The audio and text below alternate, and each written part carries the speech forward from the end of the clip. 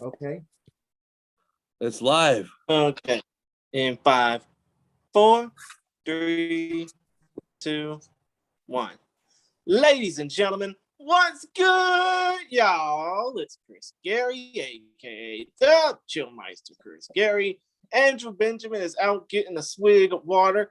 JayWolf just came down with a cold, but he's doing okay. But yeah, still, collectively, this is the We Are Rizin podcast, where we talk about all things about the Rizin Fighting Federation, or in essence, we just tend to shoot the shit.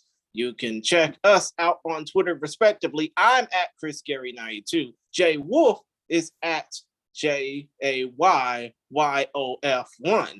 Andrew is at ABinja1. And the show handle is at We Are Rizin Pod. That's WeAreRizinPod, all in one word. And if we tend to get off our soapbox and get back into the audio swing of things, we're available to listen to on Stitcher, SoundCloud, YouTube, Apple Podcasts, or wherever you get your podcasts from. But still, enough about me speed reading through this shit. We're here to talk about probably the most important weekend that the Rizin Fighting Federation has almost ever had in its 7-year history. And that is coming up this weekend, September 24th. Mark your calendars. It's going to be live on FITE TV. It's going to be live on multiple different networks around the world. I think 110 I think like 80 in total in 110 different languages. Still, though, it's the international phenomenon known as Super Rizin and Rizin 38, also known as Mayweather versus Asakura. And I know, guys, y'all were basically excited from the get-go that this fight was even going to go down, that this event was even going to go down, that hell, it was even going to be shown internationally. But what are y'all thoughts about it?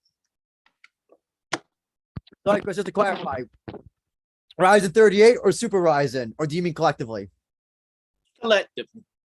After you, Jay. But unfortunately, we know the Super Rizin card's only going to be shown. In some cases, the Mayweather Asakura fight will be shown. But still, it's an international phenomenon because Rizin's at least getting some type of, a boost in popularity because of it. Oh yeah, I'm super excited for this. I mean, this is like Jay Chris was saying, this is gonna be one of the biggest weekends in Rizin history right here. Another Mayweather exhibition bout versus Mikuru Asakura, 155-pound power puncher. I mean, if Mayweather underestimates him, you never know. Mikuru could knock him out and give him 50-1. That's what we're hoping for. But the big thing is that they're combining Super Rizin and Rizin 38 into one card. So they're having it on Direct TV this time, just like a throwback to the Almighty Pride FC when they were on Direct TV. So I'm super excited for this. I mean, they have some absolute bang fest matchups, and they're starting off the Rizin 38 card with the absolute banger. I mean, just pretty much absolutely guaranteed violence fest. It's going to be Yuri Ohara versus Luis Gustavo. I mean, both of those guys have shown that they know the superior rule set, and I mean, Yuri Ohara himself has, those past several fights ended by soccer kick and stomps. I mean, how freaking awesome is that? And that's what they're putting right off the kick off the bat for this 38 card. So they, like Jay Chris was saying, this card is geared towards international audience. That's why it's starting early at 8 p.m. Pacific, 11 p.m. Eastern time. And it's starting with the Floyd Mayweather card, which they call Super Rizin. It's only got 4 bouts, and they wisely combined the pay-per-view to include a Rizin 38 card afterwards, after an hour intermission. And they're kicking it right off with Yuri Ohara versus Luis Gustavo. And I'm just so excited because, Mayweather commands attention. Floyd Money Mayweather, he commands attention. And, there's going to be some eyeballs on this card. And I just can't wait for the fans to see the superior rule set in action. Because, I mean, you guys know, dude, the past several epic Rizins have at least one fight out of every card has had finished via superior rule set with soccer kicks or stomps or something like that. I mean, it's just in every single card now. The fighters are getting more and more acclimated to the superior rule set. So I can't wait for the fans to see it. And I can't believe it's back on Direct TV and back on FITE TV. I mean, Drew, you were saying that you don't know if it's for sure if it's a one-off or not. I don't think it's a one-off. I prefer to have hope that it's not. I think that the FITE TV is their new online platform, and what I'm hoping for is that they're going to be on Direct TV as well for like the big cards, for like maybe like the New Year's Eve Bellator collaboration event. You know, I mean, it's just a really exciting time right now for Epic Rising. I just can't wait for this week. It's gonna be so much fun. I can't wait to watch with you guys. I'm just super excited. Jade, I don't have hope for a lot of things, and it all comes down to this. It's because I've lost all hopium ever since I saw Indiana Jones and the Crystal Skull in theaters. And after we just had the match happen that they said was never going to happen with Takeru versus Tenshin, the kickboxing super fight, that everybody, we were trying to tell them for years to have hope on that one, and it was going to happen, and it came together and happened this year and was one of the biggest combat sports events of the entire year, if not for the last freaking decade. It was one of the biggest combat sports events, if not the biggest ever. I mean, it was absolutely huge. They scored massive pay-per-view sales, everything. I mean, so how can you not have hope after that happened? Well, I think the match kind of just happened because of circumstances. I think CJ put it best. He says that the pandemic hadn't happened if these promotions, K1, Rise, and collectively, shootboxing, all collectively didn't have financial issues because of the pandemic. He does not think the match would have happened. And I would kind of have to agree, because considering the difficulty that K1, and I'll exclusively put the K1 was putting, like, the whole neutral thing and all that shit. And guess what? It wound up not being neutral, because it basically, you had Sakakibara all over it, and Ryzen all over it as kind of indirectly as well. So I don't. Sakakibara was all over. He made it happen. Yeah, but remember the whole thing was that, like, it had to be on neutral ground, and it's like suddenly, like, now it's not on neutral territory or whatever. And then the whole Fuji TV thing and all that, it was the main thing is that, like, I don't think it would have happened, if everything was hunky dory and some person hadn't eaten a bat in 2020 and caused all these issues. I think it would have, I think we would not have gotten the match, to tell you the truth. I think it would have gone down like a one of those fights that just would have been a dream, like an Anderson Silva, GSP, Tony Ferg, Khabib, or I don't know, whatever kickboxing equivalent. Yeah, that. I think Tenshin would have immediately gotten the kickboxing. I don't know. I don't think it would have happened.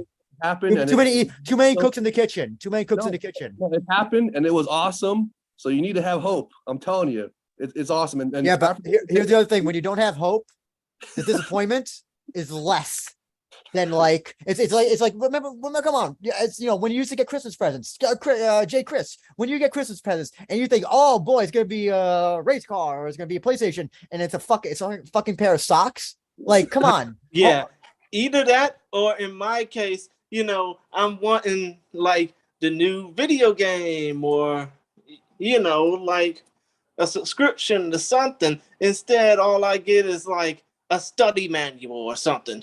That's why that's why you lower your expectations, because if shit goes perfect, shit is great. And it feels better. And if shit goes wrong, you know what? You were internally prepared. And I've learned that ever since Kingdom of the Crystal Skull disappointed me when Indiana Jones encountered aliens. So that's why. I mean, come to think of it, I was thinking that you probably wouldn't even remember that, because you were only, like, what, 10 when that shit came out? It came out in 2008. I was 21. 21. Oh, wait, hold on. I can't. Hold on. I can't do math. What's 87 plus 20? Yeah, I was 21. I was 21 when it came out. When that came out. Yeah. That's why, obviously, you basically, it's like you grew up watching certain things as a kid. Like, for example, I just came off of watching an old school Rockets game on Get Playback. Shout out to Clutch fans, by the way. And, I was basically what I'm trying to say is, you think certain things are gonna, be seen in your way, but instead they just turn out so differently, You know, you guys think that I shouldn't be excited about this Yuri Ohara versus no, violence? no, we're not saying that, JayWolf. We're just saying, basically saying, get excited for the MMA card. It's just realize that this Super Rising card, even though it only got 4 fights on it, which we're gonna detail in discussion in a few short moments, just be prepared for the craziness that come off of this. As well, the other thing is also that, if they're never on FITE ever again, then you know what? It's like, they were back on FITE for one thing. So don't, or DirecTV or whatever. So, don't let be so successful that they're going to be on there for the next year or two on FITE TV. And let's hope that it's successful on DirecTV so that they have all the big events on New Year's and maybe remember they just had an interview with Hagiwara-san talking about he wants to have 4 to 5 events next year geared towards the American market, North American market, and he's going to have them at this earlier time zone so that we can watch them where they start around 9 o'clock, and it's so. I mean, those are some good signs, you guys. I mean, you guys, I'm telling you, you got take a hit of someone's hopium. I'm telling you, it's looking awesome. So I can't wait, dude. It's going to be fun. There's 2 important things in the chat. Anna, our biggest fan, I think I got her our biggest fan, Anna, says hello to my favorite people, Andrew, Chris, and JayWolf. Yes, what's up, Anna Banana? How you doing? Thank you for listening. And Anna Banana, Gankdeska, how are you, madam? Jacob Ayers has a very important question. He says, if the show does 100,000 buys, do we give the credit to Jizzy? What do you think? Does Jizzy get the credits? Fuck no. Yeah, actually he would have part of it because remember at the weigh-ins, or not the weigh-ins, but the initial press conference, remember when he pushed Mikuru Asakura and that made like huge headlines because he almost pushed him off the stage and like it generated I couldn't believe how many articles was written about that. So I would definitely give him a partial credit. I mean, but the credit goes to Floyd Mayweather because he's the like he always says, he's the A side. He's the one that commands the attention. He's bringing the crossover appeal from the boxing crossover fans that are going to be curious about this event. And I mean, it's just. I think you overstate that audience, Jay. I really do, because I think the Floyd exhibition train has sailed past. I think the Logan Paul, was it Logan Paul or Jake Paul? I don't even know at this point. Logan Paul. Paul. I think that was like peak. That was peak Mayweather exhibition. Nobody cared about the Abu Dhabi or Saudi Arabia thing on a helicopter roof. This is just a payday for him. I don't think he's even said Mikuru's name once in any like interviews or anything. He just keeps on saying like my opponents, So that could be dangerous for him because Mikuru is a 155-pound fighter with punching power. Okay, and if Mayweather underestimates him and just thinks he's gonna freaking just walk all over him, I mean, which he might. I mean, because he's a great boxer, but if he underestimates him, he could get caught and with one of Mikuru's power punches. If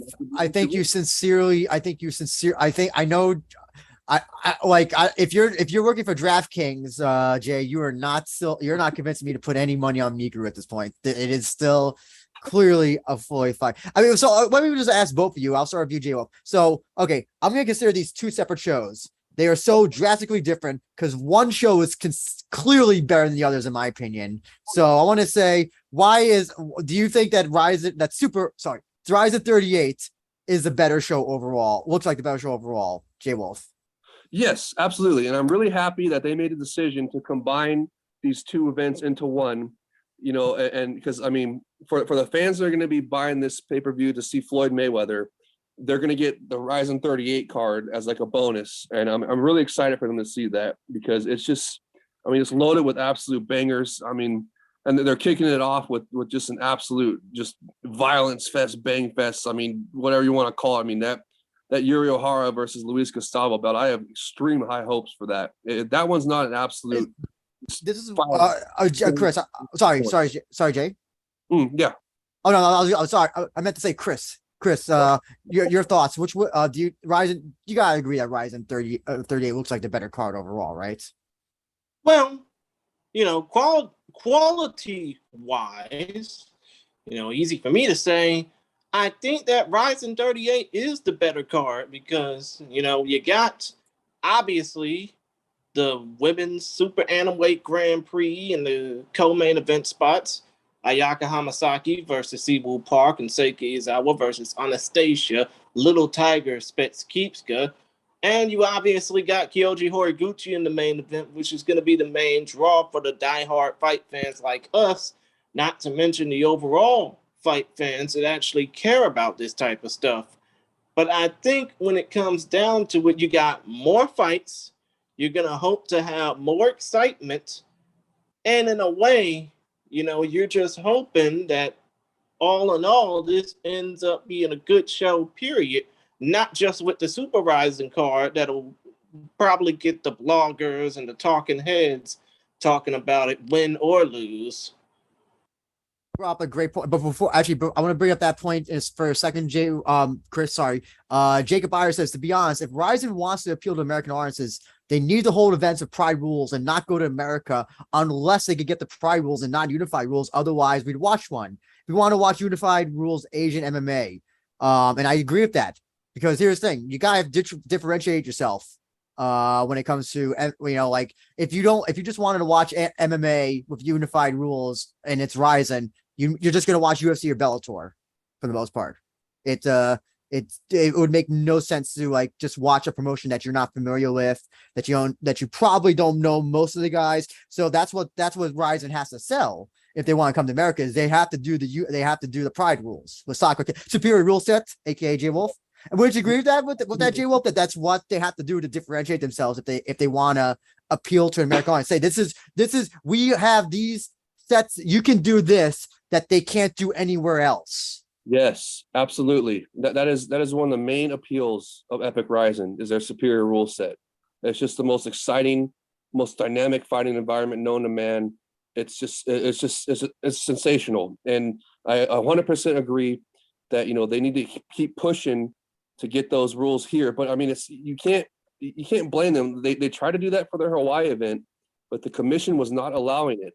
You know, but they can. There's several commissions here in America where they could go, like Colorado.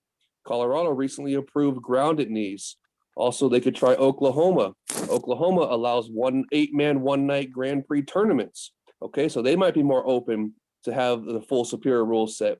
You know, so there's different commissions where they could go to here in America. But, you know, they're right now they're starting off with Hawaii, and, you know, they tried to have the superior rule set, but Hawaii commission was not having it. So what do you want them to do? Say, oh, okay, well, now we're not going to come here no more? No, absolutely. Keep just like the Almighty Pride FC did in Las Vegas. Just you gotta up the card though. You gotta put like an amazing card that like people are gonna be like, because listen, you know, you had heavy. I mean, I don't mean heavyweights in weight, but like heavyweight names like Diaz and go face off against Gomi, and then other people and other names as well. I mean, come to think of it, you would have had even a Mark Hunt versus Butterbean matchup. Instead, you got Butterbean versus the late Sean O'Hare. Yeah, yeah, exactly. You kind of have to like do an outside the box card or put like something that gets people talking to at least make up for that, I would say, because remember from the presser when they were talking about this Hawaii event, they were saying that there was going to be a collaboration with Bellator. So I mean, I think Scotty Coach's going to send over some Bellator fighters, and it's going to be awesome. So I mean, I agree with you that it would be 10 times better if it was with the superior rule set. But I mean, since the Hawaii Commission won't allow that this time, then just do it regular with the unified rules, have a collaboration event, put it in a cage, you know, because that's what American audiences used to, and then just keep going. Well, no, but you actually probably agree.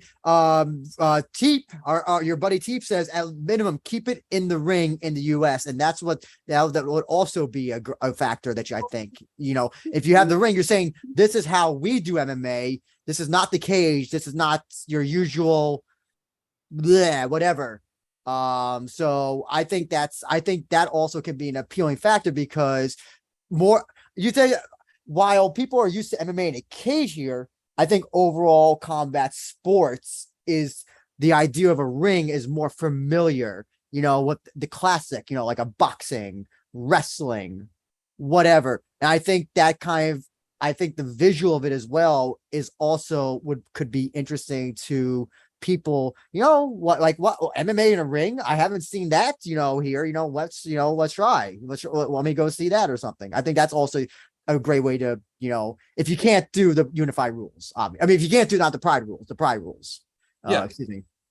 Yeah, no, absolutely. Do it. Keep it in the ring. Then that's if you want to differentiate yourself. Keep it in the ring. You can also do possibly do a one night Grand Prix. Pride style. That's all. But they would have to approve. The commissions are weird. They have to. That's the reason. One of the reasons why a lot of like Invicta. Remember when Invicta had the tournament and it was technically an exhibition because they couldn't get permission from that. I think it was from the whatever. Mission, whatever. Awesome. You're talking about the Phoenix tournament. Yes, the Phoenix tournament. And notice how they haven't done it again since, because that's the problem with tournaments in America is that it's, a lot of commissioners won't approve them. Also, promoters are, and we saw this with PFL, we saw this with Bellator this year, people get injured, and also with Deep as well. People get injured all the time. And so that's why, they are so hesitant to, okay. They remember UFC tried the flyweight thing, and the flyweight finals ended in a draw. Yes, we remember that. Yeah, and I think one of the fighters, Urushatani, I think, only fought once inside the octagon. Yeah. So I'm saying you can't do it, but it's going to be difficult. Well, look, the reason I brought that up is because Hawaii has shown in the past. They have had one night tournaments. Remember the Rumble on the Rock tournaments? Remember that was years ago though. I think if y'all remember well, it was not just K1 Rumble on the Rock, it was also Super Brawl as well for those classic MMA fans. But you guys are talking about shit that happened ages ago, and I don't want to say MMA evolved, but MMA has a lot different. Remember, UFC used to do the same thing as well. So, so this is a problem. This is the thing is that, and especially Hawaii, because I knew that Hawaii wasn't going to. I think I even said that I don't think that Hawaii was even going to approve pride rules. I think they were gonna only go by Nevada State Unified, whatever. So, if the likelihood that they would approve it now, I think one night tournament is highly unlikely. Before we go into Super Rizin, I just want to say in the chat. Jacob Iyer says, have they tried running in Puerto Rico? Would they allow pride rules there? I don't think they would, mostly because, first of all, shout out to Puerto Rico. They're currently going through some shit right now with, the hurricanes and the flooding and all that. So, mucho amore to them. But still, though, when it comes down to Puerto Rico, yes, it's still a U.S. territory, but also they got their own athletic commission too. And considering the fact that the last time they had a major MMA show was all the way back in 1996 with UFC 8, I really don't know if they would be willing to do a show like this where, you got Rizin rules, even though, of course, there goes the thing with the athletic commissions again. You're going to have to deal with them too, even in Puerto Rico. I think Combate Global had an event in Puerto Rico recently. No, they didn't. They tried to. They tried to by having Amanda Serrano as the headliner, but they never had an event in Puerto Rico, San Juan or otherwise. And so it sounds like unlikely. And listen, if you said that last time was UFC 8, there's a reason why UFC has not gone back. So the likelihood is that probably Puerto Rico is not an ideal destination for MMA, unfortunately. And, also logistically, the reason why Hawaii, so the Hawaii Tourism Board is paying for this. That's the reason why Bellator is there, because Tourism Board is paying for Bellator, and I presume potentially Rizin to come to Hawaii. UFC wanted more money, so Bellator said we'll take less money. Hawaii said yes. So I don't know if Hawaii is also just easier to get to from Japan. Yeah, fighters. Of course. I mean, a lot of people wouldn't want to go to Colorado or Oklahoma or even anywhere for, when Japan plays in the World Baseball Classic next year. for obviously baseball, but still, the easiest way for Japan to get to the U.S. is through Hawaii, because Hawaii is closer to them than the entire continental 48, which we are in, all three of us, can get to. And Jacob also asked, what are your guys' thoughts on Gleet MMA? Bad idea or glorious Inokiism? I don't know if you're familiar with Gleet. Are you? Yeah, I saw this. It's like a hybrid of pro wrestling and MMA. I would say it's a stretch to even say a hybrid. I don't know what to expect from it. I think Gleet is a very dry, boring promotion, in my opinion. And I don't know if it's going to be MMA or like Pancrase style MMA where it's clearly a work, but like, I don't know, or UWFI. They've tried to do UWFI. It doesn't look good because the guys they hire are not like martial, like don't have any background in like that stuff. So it looks all, I think, honestly, pretty terrible. I don't know, Chris, you got any thoughts? Gleet MMA, bad idea or glorious Inokiism? Well, I think it's pronounced Gleet, like great, just with the L instead of the R. I pronounce it, have been pronouncing Gleet. Well, yeah, the name is spelled Gleat, but it's pronounced here like great. But still, though, point of the matter is when it comes down to that promotion, I think that I've heard of a few names from this side of the Pacific that wanted to be a part of the promotion. Obviously, Alex Zane and Quiet Storm are the first two Americans to join the promotion. But still, though, Quiet Storm, I think that they're better off doing their current hybrid mix of professional wrestling and MMA.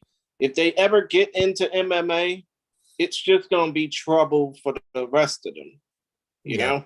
Yeah, and also, I don't even know how to watch their shows. That's the other thing as well. It's like, they're on YouTube, but like, so sporadically. I don't, and here's the thing, Inokiism only works when Inoki's behind it. That's why I've come to learn. Nobody else, you can't copy Inokiism if you're not Inoki, because he knew how to do it. He knew how to give things, a realistic presentation and like no bullshit behind it. Everybody else that's followed has been like, it's looked like shit. It honestly has, besides with these two exceptions of like rings or UWFI, everything else that's tried to do it, minus Bloodsport. I'll say minus Bloodsport because Josh Barnett's behind it, has looked like dog shit, in my personal opinion. Okay, guys, we got Super Rizin. Yes. And before we go into the card, yes. I want to on that point about the Hawaii event and Pride rules. Yes, I would like the Epic Rizin people to, just because they got denied for the first try to do the Pride rules in Hawaii, I don't want them to give up. I want them to try again and see if show them footage. Say, hey, look, here's the footage of where it's working in Japan. Look how awesome it is. I'll tell you this, JayWolf. You know what the easiest way is? You know what? Just pay them fucking off. You know what? It's not. We've learned UFC set the precedent that with John Jones and his failed TRT levels, and moving it to California for that whole show for the second Gustavo fight. That no commission is not without immorality or bending the rules. So can we So you know what? If I'm Hagiwara, I take the blackmail money that I was saving for the next journalist that was going to blackmail me and just slide it under the Hawaii Commission and be like, allow kicks, please. And then the Hawaii Commission, and their lays and with all their tattoos will probably be like, that's what they'll do. Yeah, why not? Absolutely. So pay them off on tribal land. I mean, it is like, here in there's like a American Indian or a Native American land like that they could do. Like, remember, like that's how one of the tournaments that happened in. I think Valor. I think what you mean, JayWolf, is Valor Bare Knuckle done an event on tribal land in North Dakota, as has. Oh, wait a minute. We got Teep to the Jump coming in now. Hold up. Teep is doing the run-in. Teep, can we hear you? Oh, he just left. But still, though, what we mean, JayWolf, is that Valor Bare Knuckle and Data 5000's Data 5000's BYB promotion both done events on tribal land in North Dakota. So, but here's the Rizin ain't going to North Dakota. Not in a million years. I don't care. You can't convince me. If they do, I'll eat my shoe on a live stream or something. They would do, listen, if they wanted, listen, and also listen, I don't think tribal lands, they go by unified rules as well, because listen, Mohegan Sun technically is tribal land, yet they recognize the unified rules as well. I mean, obviously, of course they recognize the unified rules. The same guy that runs the Mohegan Tribe Department of Athletic Regulation, Mike Mazzulli, by the way, is the same guy that runs Bellator events when they go outside the country. Okay, well, look, they've done 8-man one-night Grand Prix tournaments on tribal land. The Shine Fights 8-man one-night Grand Prix that Drew Fickett won was not mentioned by a commission, and that was on tribal land. So that's Jay, again, these are years and years ago. You said Drew Fickett. That's like 20 years ago. Come on. It was like a decade ago. Come on. No, if it was Drew Fickett, it was 20 years ago. Across me, but we got a run in. We got Teep to the Junk. Teep, can you hear us? What's up, guys? Can you hear me? Yeah. Yes. Teep. What's happening, y'all? Thanks for letting me jump on, man. I took lunch early so I could jump on and talk. What have you got the plug, my friend? Are you watching Rizin this week, or or is all of your money going to Bellator, Manhoof versus Romero? We're doing both. Well, yeah, that's a daytime card. I'm actually going to do both this week. Now they're on FITE, right? Yes, they are, and also on regular terrestrial pay-per-view as well. Pay-per-view. Oh, I see. Yeah, I'll just get the FITE app again. I have an account with them. So that's really good that they're back. Yeah, I'm definitely hyped for Bellator. I do have the money for that pay-per-view. I couldn't do the Canelo Triple G fight, but because I just got tickets for. You didn't miss a fucking thing. Then you listen. If you wanted, you could have just watched two bums fighting outside your local 7-Eleven, and that would have sufficed. It's probably would have been more exciting fight as well. Oh my goodness. Well, yeah, I got tickets for the Grand Prix. We should do a meetup. I'm going to Mohegan Sun, and I'm actually sitting in the good seats. No shitty seats this time. Wait for the show at the end of the year, right? Yeah, man. Sabatello starts and Mix is fighting. I might be in the. I think I'm gonna be in. I'm gonna be in the UK that time, so I won't be able to meet you in person, Teep. Unfortunately. Well, I hope you enjoy the show, though. I'll drink for the pair of us that night. Totally fine. I hope you do. And by the way, you're doing a thing with JayWolf this week, right? Tomorrow. That's right. What's up, JayWolf? Tomorrow, what is it? 5 p.m. my time, 2 p.m. your time? Yeah, or I thought it was 6 p.m. your time. But if you want to do 5 p.m., we'll do that. So 6 is fine. That lets me sleep a little longer. I'm down for that. Okay, so 6 p.m. Eastern tomorrow. I have a Bellator Dublin preview, and then we'll sneak in some talk about Epic Rizin on Saturday. Maybe I'll do a run-in during that. Yeah, Drew, come on during that show. That'd be awesome. Come to think of it, you might also add me in there as well, just for a brief run-in. Actually, man, I'll send you the link too.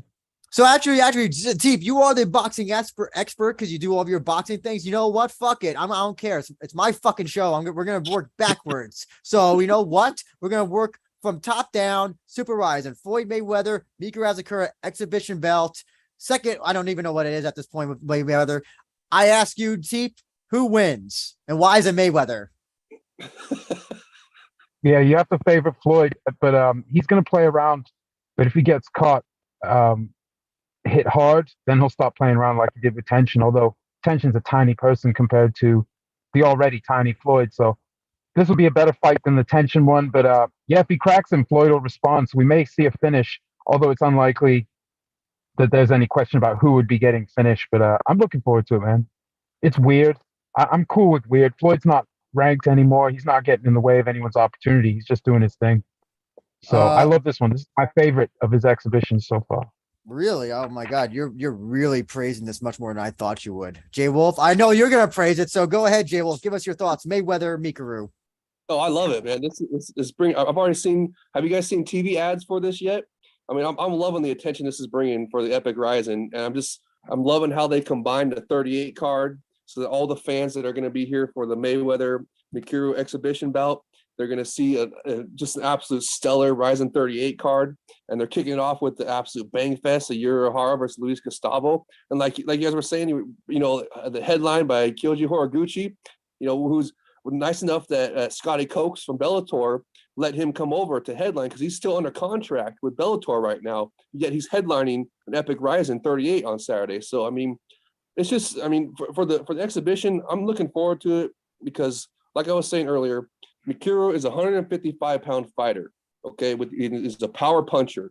So if Mayweather messes around and takes this guy lightly, I mean, dude, if he gets cracked real hard, I mean, dude, we could see a huge upset. But I don't think that's like a huge long shot. Of course, I'm gonna be a dick. I'm gonna be a real dick because I'm also in a crabby mood. I'm gonna ruin everybody's night. Can we like this idea that like Mayweather, like, oh, Mayweather's not gonna be like serious, whatever. He can get cracked. Can we be honest? That's not gonna happen. That has never been Mayweather's MO in anything. Listen, the tension thing, as soon as he got hit by tension, he was like, okay, you know what? This isn't exhibition bout. I'm gonna hurt you now. yeah, And the same thing. 45 pounder. That's fine, but pounder. The Mikuru is a 155 pounder. Okay, so What I mean, Mayweather. Oh, sorry, guys. No. Teep, go ahead. Go ahead. I was going to say in this one, I mean, Mikuru is going to push the action. So, like, Tension was a small guy. Mayweather was taking it easy, but it's kind of like when the great Jack Johnson fought Stanley Catchell at the end of 1909. He was playing around. Then Catchell did his famous, just landed a bomb, knocked Johnson down. And then the fight after Johnson got back up, the fight lasted about another 2 seconds, literally. He jumped up, hit him with a monster, and flatlined him. So Mayweather's a little person, but he's kind of like that. He's good enough to play around if no one pushes him. I think Mikuru will push him, and he's going to be forced to actually fight the guy because Makuru's not he's not a McGregor type sort of one-dimensional striker. Although we'll have to see how he works with just his hands. But I expect it to be pretty good. But Mayweather was playing with McGregor too. Like, when was the last time Mayweather walked someone down? It's been a little while because he knew that the McGregor's a scrub in boxing. So he may treat Mikuru the same way, but he won't keep treating him that way. If he gets tagged a few times, he'll get serious. And hopefully, if he does win, he'll knock him clean out. That's what I hope. Just someone to get finished. Moby Dick Judge Holden, very cool name, by the way, says McGregor was also 155. Don't forget. Probably even maybe more even on weigh-in day. Well, unless they had like a cap of weigh-in. Still, was it still 145 at the time? He was. That wasn't too far after he'd been making 145, though. I mean, now if you see pictures of McGregor, he's obviously been doing some working out. He's got all the gym muscles that but that was before. He hadn't had time to work out as much and put on as much bulk, as you would put it.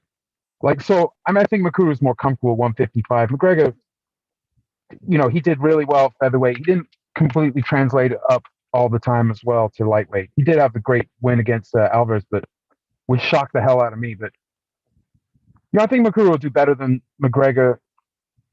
I don't think he's going to get walked down. I don't think Mayweather's going to want to walk this guy down. I think he's going to use the shoulder roll, use his defensive mastery, and then land counters, counter rights, and things like that. It should be a lot of fun, though. I like the weird ones. Jay Krish, your thoughts on this exhibition? I think it's going to get a lot of eyeballs. I mean, obviously, of course, it's going to get a lot of eyeballs to watch the product because Mayweather obviously is on the A side. In the United States on the FITE TV app, it's going to be billed as Mayweather versus Asakura. But, if this fight ends up being anything, I mean, at least I can only hope that it goes past the first round in this one. I wouldn't be basically saying, I'm hoping that a knockout will happen because it just might. It's Mayweather after all. So like Joe Ferraro once said, about Floyd Mayweather. He does this shit in his sleep.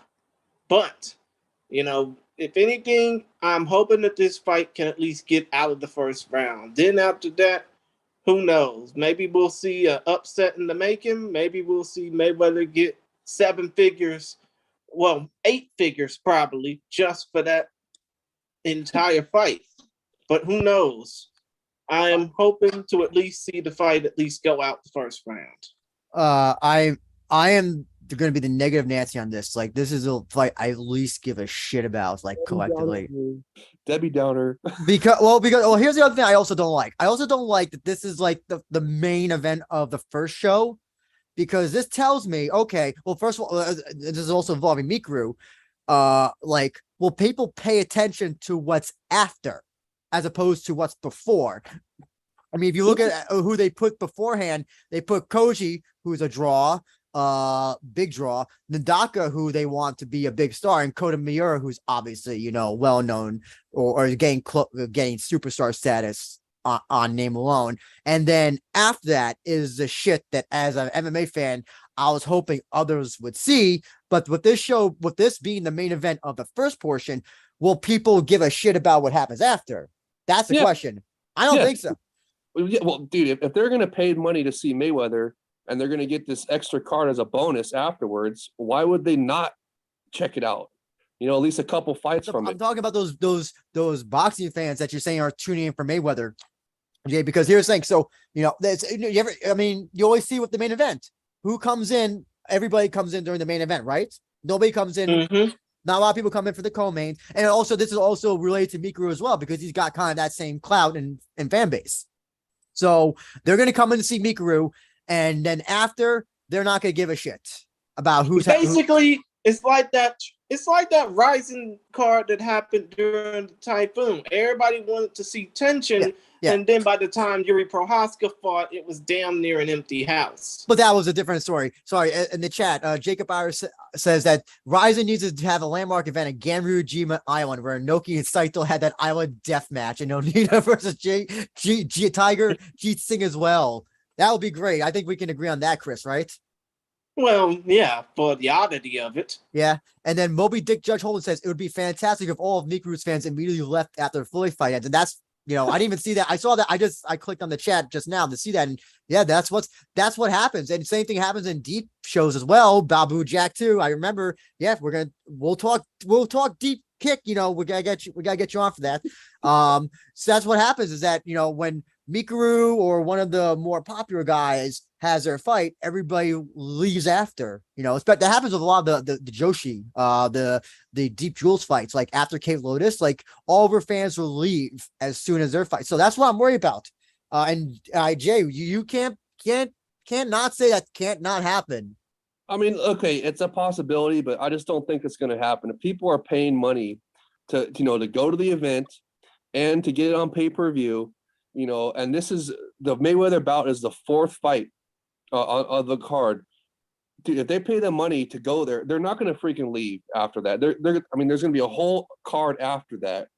I mean, okay. Maybe some of them will leave, you know, but some of them are going to be curious, and those are the ones that I'm excited about. I mean, because I'll give them this. Since the next portion of the card does have Hagiwara, you'll probably have a lot, you know, the Hagiwara fans say, but then after Hagiwara, you know, dude, there is a bunch of bang fests on that card, and I'm really excited about it, because I think, look, okay, some people might leave after the Mayweather event. I mean, Mayweather Mikuru, of course, okay, but actually, if there's going to be stars sitting at ringside, I mean, if you think about it, the NBA is going to be coming up like a few days after at that same venue, Saitama Super Arena. So you might see somebody like Draymond Green or Rui Hachimura sit at ringside, but as soon as those guys leave, you know, the true diehards will show up. They're not all going to leave. Okay, there's going to be some. Did you see the Canelo Triple G fight from this weekend, Jay, by any chance? I did not I saw highlights. Okay, nobody was in that audience until Triple G and Canelo had their fight. It was almost, and I was like really surprised, because you still have people coming who like the co-main, and maybe whatever that's before the co-main. But Chris, you saw that. I know Jay, and also Teep, I think you're still in the chat. Hopefully, you saw that. Like nobody was in that till that fight. That's another thing that worries me is that will people be seeing? I mean, not that that Jizzy Koji is like drawing. Oh, I mean, I have to assume it is. That is legitimately the only fight I'm looking forward to on this card. I mean, come to think of it, that fight's gonna probably draw flies to shit, so to speak. Well, the Koji fans will definitely come in. The Koji fans will definitely be fine, or I shouldn't say fine, but taking the Shinkansen from Osaka to see him. So that's already like, that they're gonna stay for that, and maybe Mayweather. That's the thing is that I wish some of the other MMA fights were on this show, were on Super, to kind of like get that attention. Hopefully. Yeah, I agree with you on that. Remember, I was wanting them to put the Yuri Ohara versus Luis Gustavo on this Super Rizin card. Yeah, because I mean that one just got violence written all over it. I mean, but at the same time, you're talking about the Canelo Triple G. That was the main event, so that was at the very end of the card, right? Yeah. This one is right in the middle of where it's starting off, so I think it's going to be different. Because I mean, I think when people show up, they're not going to want to leave. They're going to want to get their money's worth. You know what I mean? They're going to get their. These are Jay. Don't forget the people who are paying. You saw the prices for these tickets. If they have enough money to buy tickets for the show, I'm pretty sure they don't give a shit about missing a bunch of fights. They don't give a shit about. It's not like you and I, or oops, my camera went out. It's not like you or I or Chris going to an MMA show.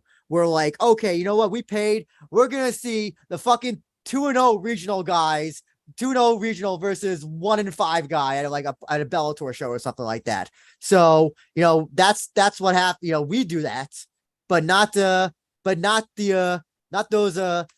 very wealthy, not those basic influencers that only give a shit about what's hot now. Exactly. Instead of the entire thing. Exactly. Yeah. I guess we'll see. I think there's going to be I think you guys are going to be pleasantly surprised. No, also stick around this time. I really do. Unlike the match as well, the match was promoted perfectly, and it made you want to made that a not miss event. That's why that crowd wasn't there at the beginning of that show. Did you see that? Remember when they showed there was barely no seat that was not empty. So they promoted it as that.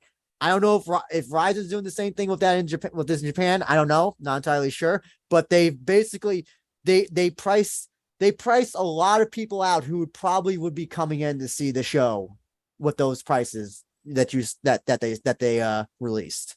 Those prices. There's a reason why Babu Jack is going to Deep Kick and not Rizin. Well, dude, they with those crazy prices, those NFT tickets, they sold them out. Oh, so, I mean, people are paying for it. The PT Barham said there's a sucker born every minute. So you know what? Well, hey, you can't be mad at dude. You can't hate the player, hate the game, or whatever the old saying is. I mean, dude, they're selling them out fair and square, and with those crazy prices they're charging, they're still selling it out. And if the people want to leave after the Mayweather fight, then let them. But I guarantee you guys, it's not going to be like you think, because that's why I like this structure. That I think Sakakibara-san, the Epic Rizin Brass, I think they did just a brilliant job with this card. I'm so happy they combined it. Okay, but make official picks. I'm picking Floyd Mayweather by whatever the fuck. Jay? I'll pick Floyd Mayweather too, but I'm hoping that Mikuru can do a shocking upset. Absolutely. You give Mikuru too much credit.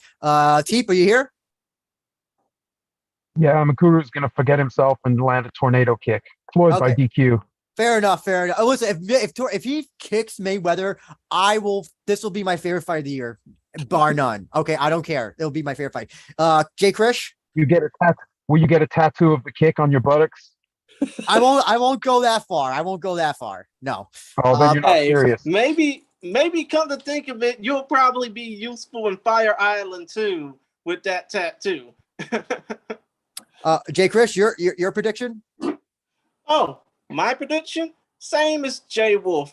Only thing is, I mean, it's pretty obvious if Mayweather beats Mikuru via first round knockout. That much is obvious. It's just the fact that if it goes past that first round, you're gonna be in fuck, what am I trying to say? If it goes past the first round, you're gonna be in for some exciting shit.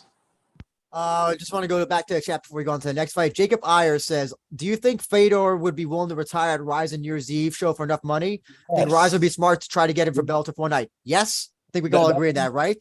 For, bro. That is absolutely what I am hoping for, because if you look at the Bellator schedule, both Fedor and Bader do not have fights scheduled for the rest of the year for Bellator. So, I'm hoping that is exactly what's going to happen. I was actually hoping it might be, one of the bouts for this card, but I'm hoping that's what's going to happen for the New Year's Eve Bellator collaboration event. Going to be Fedor versus Bader 2 rematch in arena. I mean, T can piggyback off this point, but I mean, that's what we were talking about. Big time. I second that emotion. And, Nemkov's rematch with Corey Anderson is already scheduled and Fedor is not on the card. So that also points toward the possibility of appearance in Rizin to a co-promoted event. I mean, just the more cooperation between Rizin and Bellator, the better. Because I love the Bellator roster, but I love the Rizin rule set. So send them over, Scotty Cokes, get them done. Rizin will die. I love that name. That's a funny name. In the chat says the match couldn't convert people to PP in Japan. You mean pay-per-view? Rizin will die. If they couldn't convert them to people and convert people to pay-per-view in Japan, perhaps Rizin 38 wouldn't either, despite Mikuru's excessive pay-per-view. That's a good point. The match was one of the most successful pay-per-views that they did. It was like it had scored a bunch of great numbers for pay-per-view. What's he talking about? And Abima is like now one of the top freaking platforms in Japan. Well, right? I think you're saying because regularly, because pay-per-view is still not. It's not what we have. It's a weird thing. It's not what we have like here. It's not the same. I don't know how. It's like pay-per-view is a weird thing in Japan because like there's not like we just have like there's not like a direct TV thing or something, or like it's like pay-per-view is more. I don't know how like but it's just not the same. And I don't know. Wasn't the match on Abima pay-per-view? Right? Yes. And it was successful. It was extremely successful on Abima pay-per-view. And now Abima is one of the biggest platforms there. But I think he's asking if he's saying if the match itself, because here's the thing, the match was a one-time thing, promoted as a big show that you can't miss. And if Rizin 38 doesn't convert, if Rizin 38 just gets the same numbers or less, then that maybe didn't convert those people that came over to watch the match. I don't know. If they get this, I don't think you ever get to convert everybody. Just get Mayweather thing, convert you. I get what you're saying, but I don't think like I get what this person's saying about if pay-per-view. So there's one time this big ass show, I mean, I see your point, JayWolf. I also see this point because if this show with the way it's being, with the names that it has on, the way it's, that is a bigger show compared to other Rizin shows, doesn't get a bigger number than usual, it might be well actually here's Moby Dick Judge Holden says converting it to be a regular thing for Japanese audiences is another question, especially for lesser shows, lesser stars. That's why I was trying to say that if it's hard to make that a consistent thing, especially when you're not gonna have a show like this strung out of just people that that are stars. I think that's what I was trying to say. I was trying to get those words out, but I couldn't because I'm an idiot. I'm fucking tired right now. I'm an idiot all the time. Hey Andrew, speaking of which, I gotta get my stupid ass clock back in at work. Guys, you are awesome. Oh, okay. Well, Teep, we appreciate it. What time is your thing going on tomorrow? 6 p.m. Eastern time tomorrow. And you'll have JayWolf, Mr. Old School, right? That's right, Mr. Old School JayWolf, and hopefully special guests Andrew Benjamin and Jay Christian Gary, and we might even get your man Burton on there, JayWolf. We were talking about doing a music show. I'm going to invite him to come jump in and rant a little bit about how awesome this card is. Excellent. And come to think of it, we can check out your show on the Random Acoustic Thoughts YouTube channel, correct? That's right. For a whole bunch of ranting about Bellator and also some historical boxing content that has become a passion of mine. All right, guys, I'm going to listen to the rest of the show off the air. Later. Later. Yeah. Chief. Later. Take care, Cheap. Jacob Byers Jacob Byers has another question. Jay Chris, you might know the answer to this. Were these tickets for this Rizin show? It's more expensive than the Muto retirement show. Muto retirement show, Tokyo Dome VIP tickets. If you happen to know that. Oh, really? I did not know that they were going to have this shit at the Tokyo Dome. I thought it was going to be on Budokan. I think weren't the most expensive tickets for that, Jacob, please remind me, was it 3,000 or 4,000, or am I underselling it? Or was it like 6,000, like those VIP tickets? I think the Rizin show was more expensive. I think this Rizin show was more expensive, if I remember them. I'm very bad at conversions, but I'm pretty sure this show is more expensive than that than the Muto show. But okay, let's continue on this card because I really don't like this card that much. This is actually the fight I'm looking forward to the most. Koji versus Jizzy. A fight that it can only happen in my dreams, and that's happening now. JayWolf, what I don't know what to say. Go on. It's gonna be fun. How can you not have fun with this bout? This is Floyd Mayweather's bodyguard. This is the guy that Conor McGregor was calling a juice turkey. And I mean, dude, this is gonna be a lot. I just can't wait to hear Lenny Hart scream out Jizzy Mac's name. How fun is that gonna be? And then the bout itself could be pretty exciting too. I mean, he's no slouch. So I mean, but the Jizzy Mac is like going to be significantly bigger than him. So I mean, dude, he's about 250. And Koji's maybe walking around 150. I wouldn't say 250, more like 210. Okay, he looks, I don't know, he looked bigger than Floyd and Mikuru like combined. He looks like he eats as much as Mikuru weighs. He look like, basically what you're saying is he looks, he eats just as much as Mikuru weighs. So here's the other thing as well. Like, I don't know they haven't said what the rules are. I don't know. I'm assuming, like, I can't believe that they would wear like 4-ounce or 8-ounce gloves. It's gotta be like 14-ounce, maybe 16-ounce, right? Yeah. There's no way that they would even dare. There's no way that Koji would dare try to, like, even a guy who's not a boxer wear like the regular size boxing. That's the other thing. I don't even know what the rules are. Like, they're saying this is a standing bout, so I'm not even sure like what they're allowing in terms of like offense. Have they said? Come to think of it, Andrew, and here's the thing: the rules for this fight are going to be different than the rules in the main event, which is Mikuru versus Mayweather. I think that this particular fight, Sadeghi, Sadeghi is his real last name, but his let's call him Jizzy. Let's call him Jizzy Mac. I like that. Yeah, let's call him Jizzy Mac because we can't pronounce that Iranian last name of his. But still, though, the Jizzy Mac Koji Tanaka fight is basically gonna be, and hopefully it's gonna be, standing rules apply, but you're probably gonna be able to use punches, elbows, kicks, and knees like it's a traditional Muay Thai fight. Hopefully.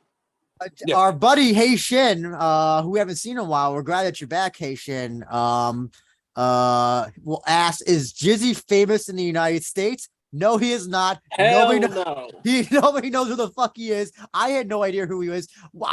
This whole thing about him, like Conor McGregor pointing him out, I still didn't even know who he was until like whatever, you know. Well, he's got millions of followers on like Instagram or something like that. Good for him. Good for him. A million followers and 300 billion people in the United States is like 0.1%. JayWolf, come on. Didn't you do math back in high school? Hey, but you know, his incident. Okay, if you're gonna go by that 1 million followers, I expect 1 million buys on FITE TV. If we're gonna go this route, okay, I'm gonna challenge you to that. Okay, 1 million buys on FITE. 1 million buys, but if it gets anywhere close to like say 50,000, that's gonna be a huge success. Okay, and if it gets anything over 50,000, will be just unbelievable. So I mean, but Jizzy Mac, dude, he generated a bunch of articles for that push at the presser when he pushed Mikuru. Yeah. So I mean, So, dude, I won't also, you know what? I'll be fair as well. I did say that Rizin needs to put on a freak show fight and like something that like gets people talking. Didn't think it was going to be this, but I will hold them to the word, you know, that they did put on. This is literal freak show. This is what, you know, what I'm talking about. I don't know. Predictions, Jay. What Cozy happens? Spinning back fist. Cozy by spinning back fist. Cozy's only about like 5'6" as well. How tall is Jizzy? Like, it says that he's 5'9" here. I don't know. I thought he was a little bit taller. I could be wrong. You know, Presser. He's not no like 6'3" guy. He's definitely shorter. So 5'9" probably is about right. Jay Krish. Well, how the fuck do you think this goes? I really don't care. I just hope that it's actually interesting. So you can count me down as a draw. I mean, you can count me down as undecisive or whatever, but this is probably the main fight that I wouldn't give two shits about. I would just want to watch it as is.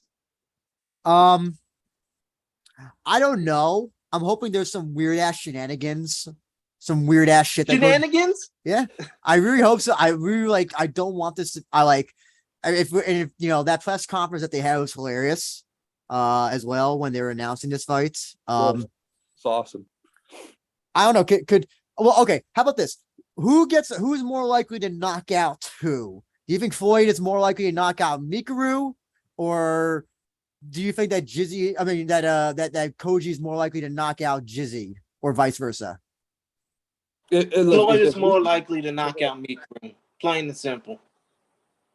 Yeah, I mean, if Mikuru is going in there to brawl and is going to try to knock out Floyd, and Floyd, you know, just like with the Tension fight, when Tension tried to hit him, Floyd just was like, okay, turns it on and knocks out Tension. So I can see something similar happen in the Mikuru bout. But, you know, with Koji and Jizzy Mac, I mean, they could both end in the knockout. Let's put it that way. I really hope Koji knocks this fool out.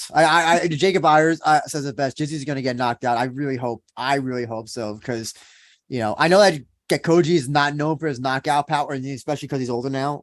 But like, I'm hoping that like, I don't know, maybe liver. I don't know if somebody in the kickbox who knows more about kickboxing, if Koji's a liver guy, please let me know, because if he is, then that's one way to get that's one way to knock out Jizzy, because no matter how big you are, we learned this with Bass Rude, no matter how big you are, you'll go down with a liver kick or a liver punch. Or a liver punch. Or even a heart punch. And what was it? Jacob Iyer says we should review Breaking Down because it's the best thing in JMMA. It's the most popular thing in JMMA. I don't know if it's the best thing in JMMA. But maybe. And I'll say this as well. They do provide subtitles as well. They do provide their English outreach is much more swifter than Rizin's at this point. We have not gotten any Rizin confessions yet. We have not gotten the Rizin fight guides yet that are in English. So what are you talking about? We got it on FITE TV, we got it on Direct TV. They're coming into Hawaii next year. They're doing Bellator collaboration event at the end of the year. I mean, dude, come on. But listen, Breaking Down has subtitles the next day, you know, and they get 4 million views. They get 4 million views. They upload on a Monday, and then they have almost 8 million views by Wednesday. Moby Dick Judge Holden says 1 minute fights with dubious judging. Yawn. It's like Paulie Malignaggi once said, boxing is full of shit.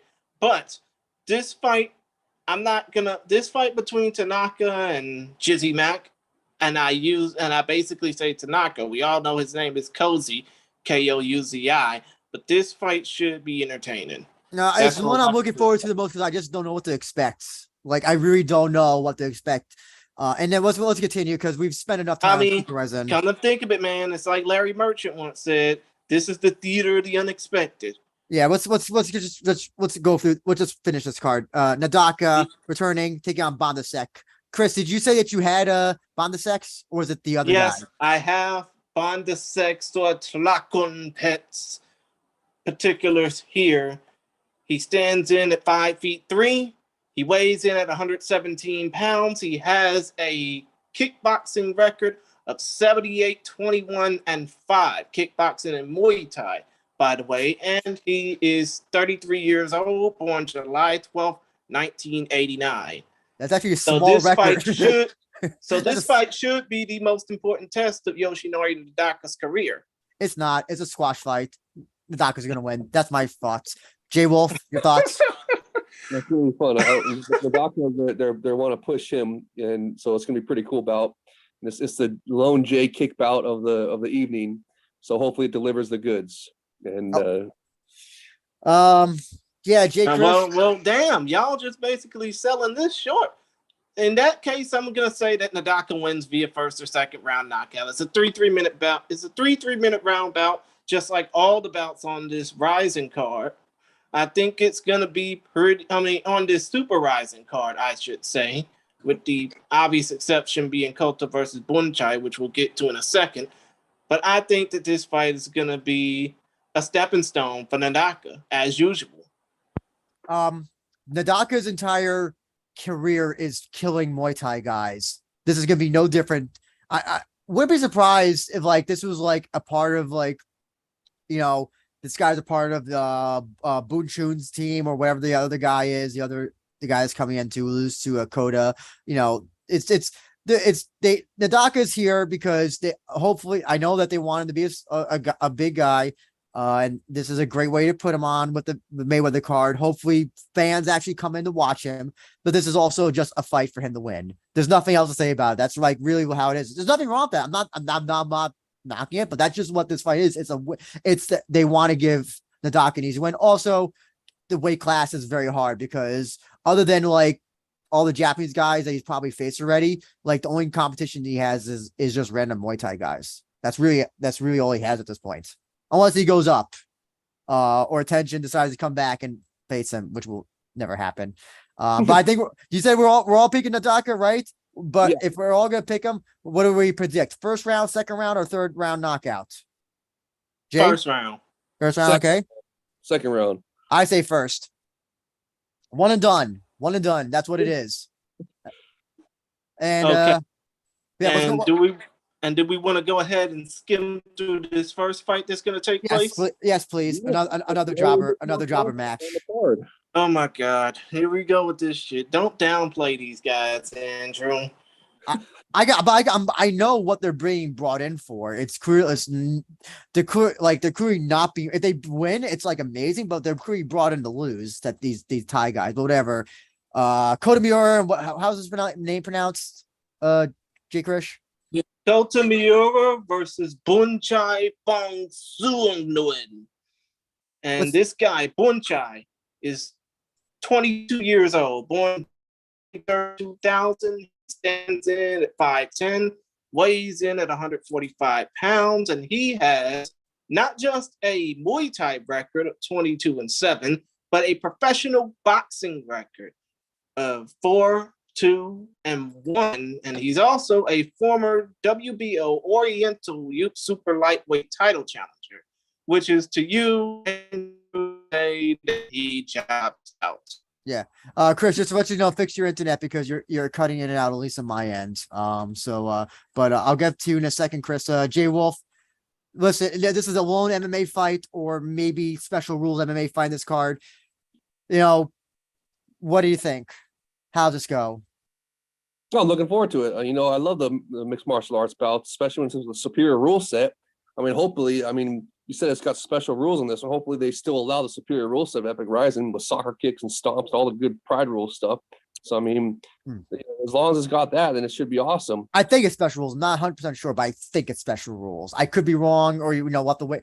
Maybe kind of think of it, it is special rules because it's 3-3-minute rounds, just like Miura's first fight like last year.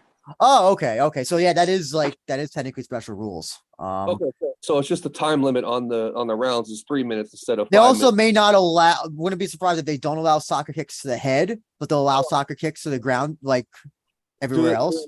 allow stomps? Will at least allow stomps and grounded knees? I don't. Well, if they wouldn't allow soccer kicks, I don't think they allow that as well to the head, at least. Right? Well, I don't think that's because I know that for his first fight, they were not allowed in the ground. That's why, if you remember, he kicked Yushi when in the chest. He never kicked him in the head. So that's why that was I think that was one of the rules, that not to the head. At least that's my perception of what what the rules might allow. Who knows? Well, hopefully they do allow soccer kicks. How are you going to have a soccer star's son fighting mixed martial arts without allowing soccer kicks? He'll kick him in the chest like last time. He'll kick him in the chest like last time. He'll kick the But yeah, listen, you're picking Kota Miura to win, I'm guessing, Yes. right? There's like, so you're having a Muay Thai guy who's also a boxer having his first MMA fight. I mean, how else can it potentially go? Jay Krish? Probably be a first round knockout. Yeah. Or submission, Kota Miura. This is Kota Miura's give me fight. This is his revenge fight against kind of Buakaw after being, thrown to the wolves there. I'm falling behind the chat. Jacob Iyer says breaking down is great because it's the only place you can see male opponent stars get knocked out by Yakuza members. And then he also says no soccer kicks means no good. True. Yeah. Whatever. No life. This is why I'm not looking forward to 3 of the 4 fights on the Rizin on 38 because Super Rizin, because it feels like it should have at least balanced it out with maybe having 2 of the MMA matches on Rizin 38 and put them on Super Rizin, so it kind of just feels like, okay, you have a little bit of balance of just regular stuff, and then after Floyd, you have the rest. But this is how they decided to book the card for whatever reason. Let's get on to the better card, which is Rizin 38. I'm so excited for part 2. Whether it's live on pay-per-view or just fight, it's so much better. Looking forward to it. And I think they picked the perfect fight to have like the opening, because listen, I don't think Floyd Mayweather Mikuru is going to be an exciting fight to watch. So that's why they're putting Jiri Ohara and Luis Gustavo both on win streak. Well, actually, Luis Gustavo not on win streak, but at least won his last fight, destroying Yusuke Yachi again. But Jiri Ohara, who's on the probably 9-fight or 8-fight win streak, I think, at this point. Like a 3-fight win streak of in Rizin, soccer kicks and stuff to win. Oh, I thought you meant in Rizin. Yeah, he's won every fight in Rizin that he's been in so far. Yeah, but his past couple of fights in both Deep and Rizin, he's won with the superior rule set using soccer kicks and stomps and all kinds of good stuff. So, I mean, dude, I can't wait for this one. So I ask you, JayWolf, you're a fan of both of them, I know. Who is going to come out with their hand raised and how in this fight? Dude, this is a difficult one to pick. Both these fighters are excellent. Luis Gustavo is Wanderlei Silva protege. Yuri Ohara is just an absolute sensational fighter in Japanese MMA. I mean, just, it's hard to pick a winner here. The one I actually would like to win is Yuri Ohara. I'm hoping for him to get the next title shot. I'm hoping this is actually a title eliminator bout. And, I'm just really excited for this one because I just think it's just got fireworks and violence, just absolute banger, just written all over it. And I just can't wait. I mean, if it's not action packed, I will be severely disappointed. Well, this is why I say temper your expectations, JayWolf, because MVP Paul Daly is supposed to be a big action packed fight, and they hugged for 3 rounds. So that was not under the superior rule set. This one, if they try to go on the ground and just hug around, they can at least do grounded knees. They can do, up kicks to the face. They can do 12 to 6 elbows. They can do heel kicks to the face on the ground, all kinds of good stuff. So, I mean, it's just the superior rule set is the difference here, with full pride rules and just, it just makes it the most dynamic fight event, man. And these 2 fighters are already proven on the superior rule set to be exciting. So I just cannot see this bout not being exciting. That's why I'm so excited about it. I'm so happy that they put it as a kickoff for the 38 card, because I think that there's going to be carryover fans from the Super Rizin event with the Mayweather Mikuru main event for that. I don't believe that there's going to be a bunch of people leaving. That they're going to stick around, and I'm really happy that this is the first bout that they're putting on 38, because people that do stick around are going to get this bout right here as their first introduction to 30. It's gonna hook them in, bro. I just can't wait. It's gonna be. I'm gonna tell you this, JayWolf. I know someone who's going to the show and who's gonna be there for I guess both shows, and he'll confirm with me whether people left. I'm gonna get confirmation. I'm not gonna get an exact number, but I will get confirmation on if a bunch of people, and when I say bunch, I mean like half of whatever Saitama. I'll let you know. I will on the review show. I'm gonna let you know. We'll be able to see it. We'll be able to see it because they're not going to have it. We'll be able to see the crowd if there's been a bunch of people that left. Okay. I mean, I'm sure some will leave, but I think the majority is going to stay. Okay. And and they're going to be in for a treat. Okay, but so I also asked this as well to you, JayWolf. You said this is a title limiter. Now, Jerry O'Hara did say on Drake Riggs' podcast, his own show, Broad on Horizon, that he does not feel the win in this fight that he's deserving of a title shot. He said he would want another fight before he gets one. Really? Should Shingo and all the matchmakers be like, shut the fuck up? You know, if you win, you get the next title shot. Same thing with Gustavo. I mean, I would like him to get the next title shot if he wins, but if he wants another one before that, then go ahead, book him another one. But I mean, I think I think this should be a title shot, a title eliminator bout right here because it's that good of a fight. I'm in agreement. No, I really am in agreement. I really think it should. Jay Krish, your thoughts? How do you think this fight goes? We got two finishers. So I'm curious to hear your thoughts on how you think this fight can potentially go. Oh, if this is the fight that's going to kick off the Rizin 38 portion, and if those diehard fans are still there, if some casual fans are still there from the Mayweather fight, I think this might wake them up a bit. I mean, especially if you're staying up past 2 a.m. Eastern, you're definitely watching some great action. And this is definitely going to be that type of wake-up call to get you up for some great action. However, I don't know if this fight is going to reach the judges' scorecards, which is the fun part. Because it's like you said, Andrew, two finishers. Jerry O'Hara is riding an 8-fight winning streak.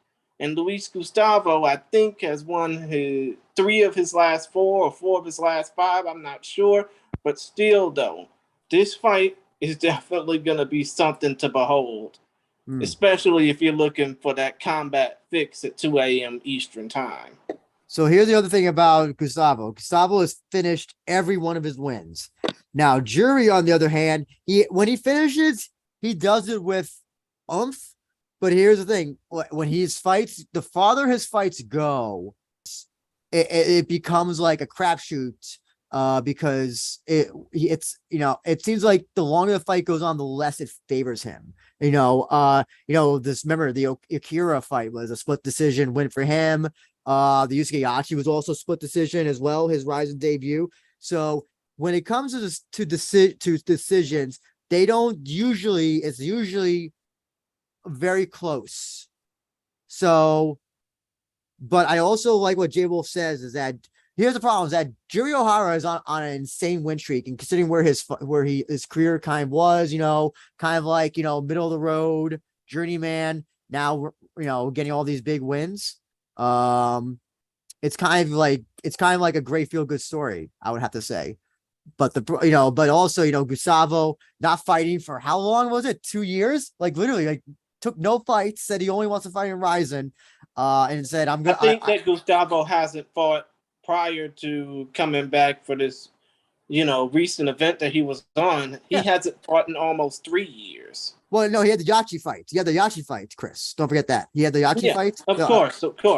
But rematch still, though, he hadn't fought in like 3 years. Yeah, exactly. Yes. And then he has this fight, his second fight this year as well. It's very hard. I mean, here's the other thing as well. We got to take it out. Jerry O'Hara is fucking tall. Could Gustavo even reach him for a punch, for one of his hard ass punches or kicks? I mean, that's the other thing, is that Jerry O'Hara is a hard. I think the reason why he doesn't get knocked out or knocked around very easily is because he's just such a tall guy. He like, Jay, you've seen him at the weigh-ins, right? He's literally towering over everybody, over his opponents. Yeah, I mean, dude, his height's definitely going to be a factor for Luis, but dude, Luis is a tough fighter too. I mean, like I was saying, he's Wanderlei Silva's one of his proteges. Yeah. So he's a Brazilian international fighter, and I love how he only wants to fight for Epic Rising. He wants to follow in Wanderlei's footsteps of being the next Brazilian star in Japan, and just wants to be an expert. So I just, dude, I love him too. So I mean, it just we do have to pick. We do have to pick picks. Sorry, JayWolf, who do you think wins and how does it happen? Oh God, I hate making picks and predictions, but I'll do it just for you for this one. I want Juri Ohara to win via soccer kick or actually flying stomp would be my favorite. And if that can't happen, then the opposite for Luis Gustavo to win via soccer kick or flying stomp. I just want this fight to end via superior rule set strikes. I'm gonna be an asshole, JayWolf. Sorry, I need a winner. Who do you like? If you're putting down money or you're doing a Rizin betting sheet or whatever, who do you check off? I got to go with Juri Ohara. He's just on an incredible run right now. Like you're saying, Gustavo's coming off a long layoff. So I'll go ahead and pick Juri Ohara for this. But like I said, I'm not mad either way, whoever wins. Jay Krish? I think that this fight is probably going. I mean, what am I saying? I think that Gustavo is going to win this fight.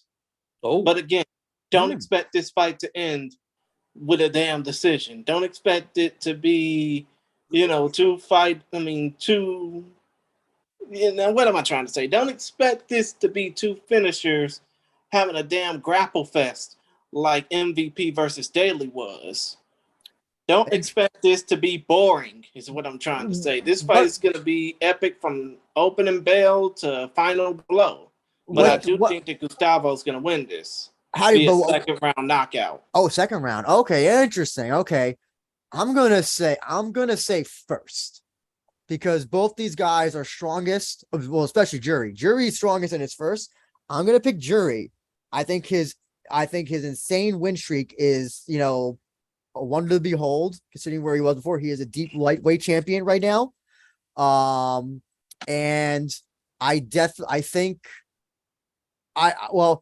it's interesting that Gustavo is a smaller lightweight, and he's adjusted to lightweight very well.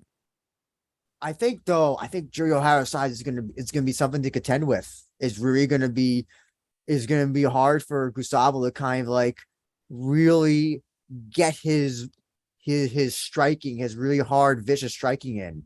And that's the thing is that Juri can hit him from a distance and still hit with power. Now as the fight goes on, I think it's gonna favor Juri less. But I'm picking Juri because I think he's going to come prepared for this fight. I think he's going to use his size, his reach, to get the edge on Gustavo. And I think he will actually knock out Gustavo. I'm going to say the first round. That's my official pick. It's Gustavo first round. And yes, hopefully this is a title eliminator because both, considering that Gustavo beat Yachi, former title contender, for a second time, and obviously Juri's insane win streak in Rizin and just outside Rizin, it should be a title contender fight, and whoever wins should face Satoshi New Year's Eve. Not to mention as well, just the stylistic differences would be great against a good fight against Satoshi, in my opinion. Wouldn't you agree, JayWolf? I mean, come to think of it, yeah. I mean, come to think of it, if you think about it, I think the perfect opponent that would probably make sense, for somebody like a Luis Gustavo, if he does win. And you know what? You can consider this breaking news all you want, but I think the perfect opponent would probably be Eddie Alvarez. Is he still one though? Isn't he still one? No. It's just been announced by Mark Raimondi of ESPN that Eddie Alvarez is now a free agent. Interesting. Okay. Well, that would, he does have connection with Hagiwara and Pride. Dream actually, technically, I should say. Rizin quickly. Listen, hey, you know what? Rise in Hawaii. Maybe. There you go. Just tell him to leave his annoying wife at home. I just don't want to hear her yelling. That would be interesting though. If Rizin, he's definitely a Rizin worthy fighter. I think we all agree on that, right? Oh yeah. Mhm. Yeah, Yep. definitely. By the way, as well, you're gonna hear a lot more people leaving one. That's all I'm gonna say to you guys. I've gotten word on a lot of people who are leaving one and big names. So just Really? point that out there. So Give I'm us just, any sorry?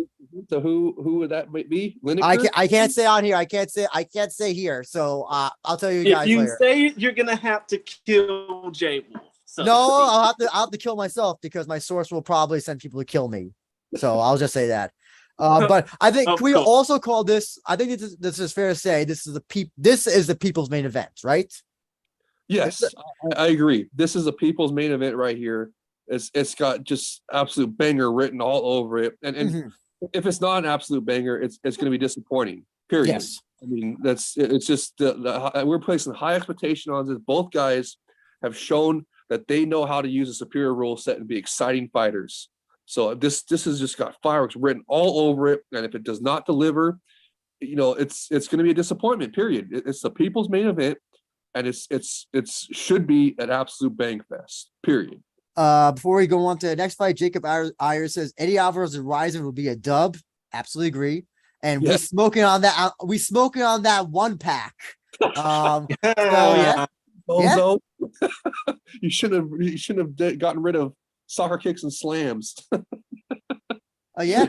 So let's continue on because Rizin 38 is a better card over already with just one fight. Another exciting fight. I think this will be actually a great fight. Kyohei Hagiwara taking on Chihiro Suzuki. That press conference shit was hilarious, right?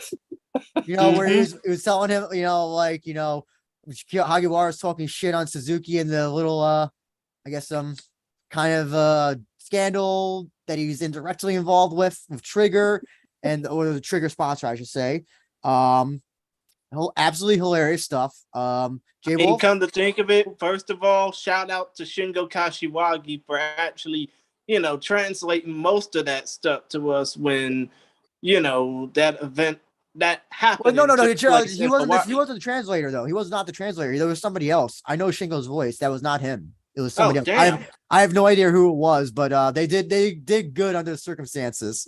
Well, hey, let's give a shout out to Shingo anyways, because he's awesome. He does stuff for Epic Rizin. So did you see the post? So did you see that picture that Bruno Masami posted of him? Yeah. I was like, did he find Shingo's Tinder picture? Because that was like that's like a Tinder profile picture. Even though I'm not, I don't know if he's married or whatever, but I was like, oh, that is like a nice, that's like glossy photo. That's like a nice, beautiful glossy photo. That's headshot. That's like portrait material photo. That was. So I at least I guess if I want to just steal that was a superior photo shoot.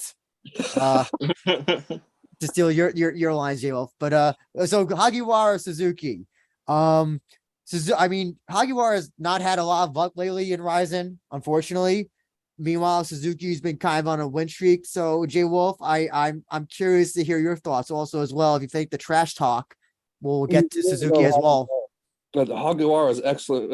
I hope the Hagiwara gets the win because he's like Ren Hiramoto, this absolute treasure. I mean, of this new era of Japanese MMA fighters. I mean, so I'd definitely like him to get the win here, and he's already shown. He cherried the first Rizin Trigger event, and with the soccer kick finish, and just he's just a great fighter. So I'm hoping that he pulls off the win here. And I just like him. Great trash talk, like you were saying. This exciting fighter inside and outside the ring. So I just hope he pulls off the win here. That would be great. What about the trash talk? Do you think that trash talk will affect Suzuki at all, or is he, I don't know, masking? What do you think? Do you think that'll have any effect? No, I don't think that has any effect on him. I mean, well, you never know. I mean, because Hagiwara is really good at the trash talk, just like Ren. So I mean, it's like. Maybe it does affect him, but who knows? I mean, we'll find out fight time. But I just think Hagiwara hopefully is going to be the victor here in this bout, and just because, like I said, he's just an exciting fighter inside, outside the cage. He's great on the mic, great inside the ring. So I mean, I just can't wait to see it. The other thing I also have to mention, so obviously we all know Hagiwara's basically its Achilles heel is grappling and submission based fighting. Suzuki has never won a fight by submission, though he has shown good grappling, and he did show it in the Sora Yamamoto win. But also Suzuki has a tendency, he can get knocked out. Shoji knocked him out. So what do you think? Do you think the strategy for Suzuki should just be grapple against Hagiwara and win that way? What do you think? Or what do you think, Jay? Which Jay? Oh, sorry, JayWolf. JayWolf. Yeah, of course. I mean, Hagiwara's a striker, so of course, if Suzuki is going to have to try to grapple to get the victory, like you're saying, and maybe he could pull off the first submission victory of his career. Who knows? But I just think that Hagiwara's gonna be too much for him. He's just because he got out grappled before doesn't mean he has probably always been working on. So hopefully that if Suzuki does try to grapple with him, Hagiwara will be ready for it. He'll be able to stuff some takedowns, hit some grounded knees, maybe hit a sock kick or stomp, and that'll be all she wrote. We'll see. Don't forget, Hagiwara was submitted by Dominator, who does not dominate his fights at all. So keep that in mind. Jay Krish, I'm going to throw it to you now. Hagiwara, Suzuki, does Hagiwara snap that losing streak that he's on? Get back in the winning column, become 7-6, if that's his actual record, or potentially his record, can be his record? Or do we see Suzuki continue on the upward trend in Rizin? Well, I think in a way, if Hagiwara wants to try and beat Suzuki, he's gonna have to, not fight like a madman or a stoner, but basically fight like he knows how to win. The dude is 6-6 overall, at least that's what Tapology says. But still, though, I do think that he has a chance to win this fight because of the fact that, if you look at Suzuki, he basically hops back and forth between kickboxing and MMA. Hagiwara is an overall MMA fighter. He's going to need to basically fight like a tired and true cage fighter, or in this case, a tired and true superior rule set ring fighter. Yeah. So yeah, I see Hagiwara winning this, maybe be a second or third round finish. I don't see this one going to the judges. JayWolf? Yeah, I'm hoping for the same thing. Absolutely. Hope Hagiwara pulls out the finish in sensational superior rule set fashion, which he's already shown a propensity to be able to do. He's acclimated to the superior rule set.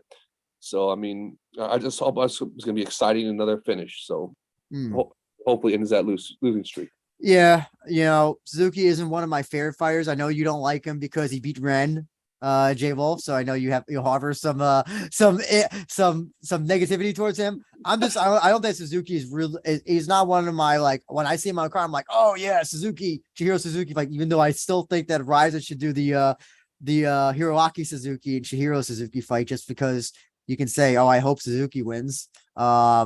But no, listen, I think we're all fans of Hagiwara. Hagiwara brings something different to Rizin, brings that Osaka asshole grimy attitude to Rizin. That's, nobody else talks like that apart from like Ren, maybe like other people, a few other people as well. So that's why, like, he's got the personality and the flashiness that Rizin, really loves. And, not to mention, he's one of their more popular fighters as well, despite his record, especially if you look on his social media. So yeah, I hope Hagiwara comes out with the win on this, ideally a knockout, but that's the other thing as well. When you're on a 2-fight losing streak, do you fight the same way you've been fighting, or do you play it safer? I mean, that's not uncommon for fighters who lose to play it safe. Am I right, JayWolf?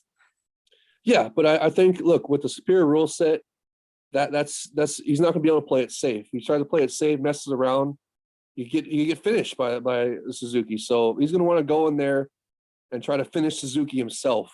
And so, I mean, I can't. I don't think he's going to play it safe. I just don't see Hagiwara does not seem like that type of fighter to do that. So I mean, we'll see. So I also wonder, if Chihiro's less likely to brawl after the Shoji loss, because that's exactly how he lost as well. And Hagiwara is going to want to brawl. He's going to want to keep it standing. So Suzuki is going to want to keep it on the grounds and kind of just point his way to a decision win, which worries me. Because that will do it. That he will win that way. There is like if that strategy works in the first round, he's going to do in the second and the third round. I guarantee it, 100%. Well, then Hagiwara has to show that he's got his grappling up. He's improving his grappling. He's gonna be able to stuff down. I don't think he has. I really don't think he has. We're about to find out, so we'll see. But I'll get my official pick. Hagiwara, I'm going to say a second round KO in this. And then we'll go on to 7-6 if that Topology record is correct, though I'm not so sure if it's 100% correct. But of course, it wouldn't be a Rizin show if we didn't have some big boys, some big meaty big boys on this show. And really, there's nothing that's really I guess Jizzy Mac kind of counts as a big boy, but he's not facing a big boy, so that's like a half a big boy thing. Basically, what you're trying to say is we got a big boy fight, an open weight showcase, so to speak. Shoma Shibisai, Japan's next hope at heavyweight, versus Kaliu Gilblain de Oliveira. And when I say that this man is a monster, what I think I really mean to say is when it comes down to him, hold up. I'm the Juggernaut, bitch! Mm-hmm. Because that's his nickname. Mm-hmm. Mm-hmm. Is it really? Yeah, that's his. So Kaliu is one of my. I hope Babu Jack is not here anymore, but because I can say this and he won't go after me. He's one of the few people I look forward to in Rise when he fights, because he's an absolute monster when he fights in Rise. He's mainly he started out as an MMA fighter, then went into kickboxing. Now is coming back to MMA. I'm actually surprised that Rise never got him like earlier. Now they're now they want him. And that's an interesting nickname because he is a juggernaut when he fights. His only loss in MMA, get this, is to Satoshi Ishii, and somehow Ishii submitted him. So, great! He bored him into a Kimura. Yeah, but Kaliu has finished all of his MMA fights. So that's great. And we're obviously all familiar with Shibisai. He beat Sudario, but then fell to Shrek, but then came back against Rehard's Biggies this year. I wouldn't say I disagree with you, JayWolf. Jay Krish.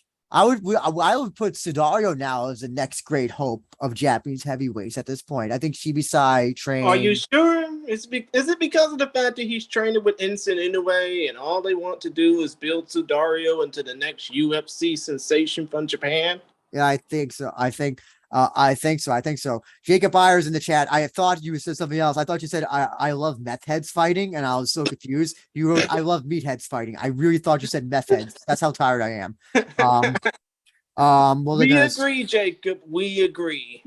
So, JayWolf, I'm gonna ask: are you looking forward to this fight? I know that the thing about Shibisai is that he's a good fighter, not a great fighter, but he's a finisher, and I admire that, and so is Kaliu. So, do we get a finish in this fight, or is this good? Is this kind of like, are we gonna get it like the Roses, the one Rosenstruck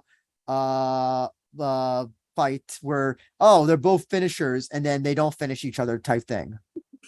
I don't think so. I think because it's a big boy heavyweight brawl, so I think somebody's gonna go be finished in this bout, and I'm hoping for Shibasai to get the finish because he's from that. Remember Gamrai Jimo, the moat fighting promotion. For Shibasai, who had a couple fights there, so I'm a big fan of his, and but I love my kickboxing crossovers as well.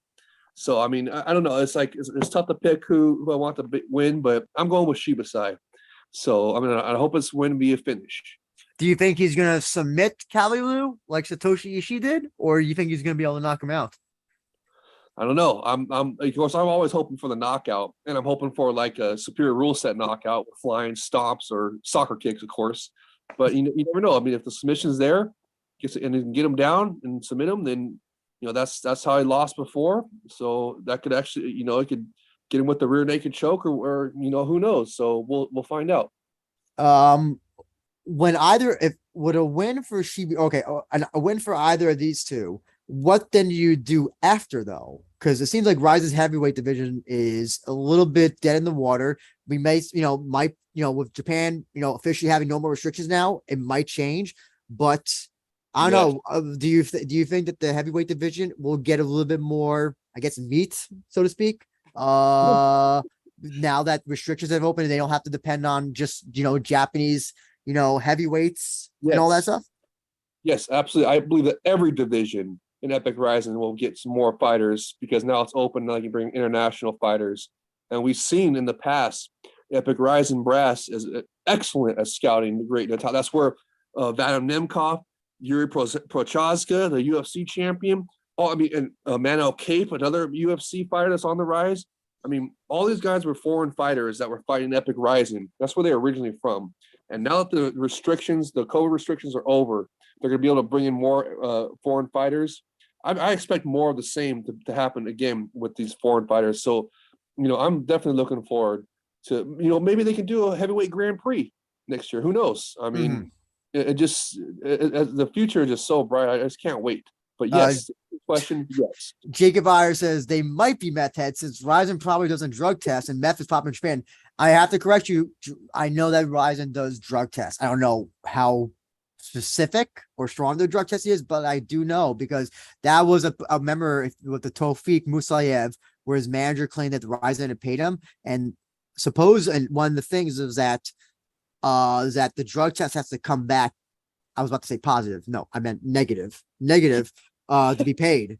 I think that's how most commissions around the world work anyway, right? Or at least that's how Nevada does, where like you have to, like, if you fight, you got, after you fight. I mean, come to think of it, everybody follows the rule set that goes on out of Nevada. Well, except for obviously Rizin, of course. Yeah, but I definitely know that Rizin does drug test. I don't know to the strength of what the drug testing is. I do know that fighters have been drug tested for that. And I did not know that meth was popular in Japan, considering that like marijuana will literally get you in jail for like a decade. That surprises me that like meth has somehow weaseled its way in Japan. I mean, come to think of it, just ask Matt Seidel. Oh yeah, that's true. They do not take weed or vape pens lightly over there. So Jay Krish, I'll forward it to you now. Kalilu versus Shoma Shibisai. What do you think we get from this fight? I think, in the immortal words of Ettore Iwan, aka Big E from the WWE, we're gonna see some big meaty men slapping meat. But in all seriousness, though, this is gonna be a fight that's gonna make the Godzilla movies look like Barney, so to speak.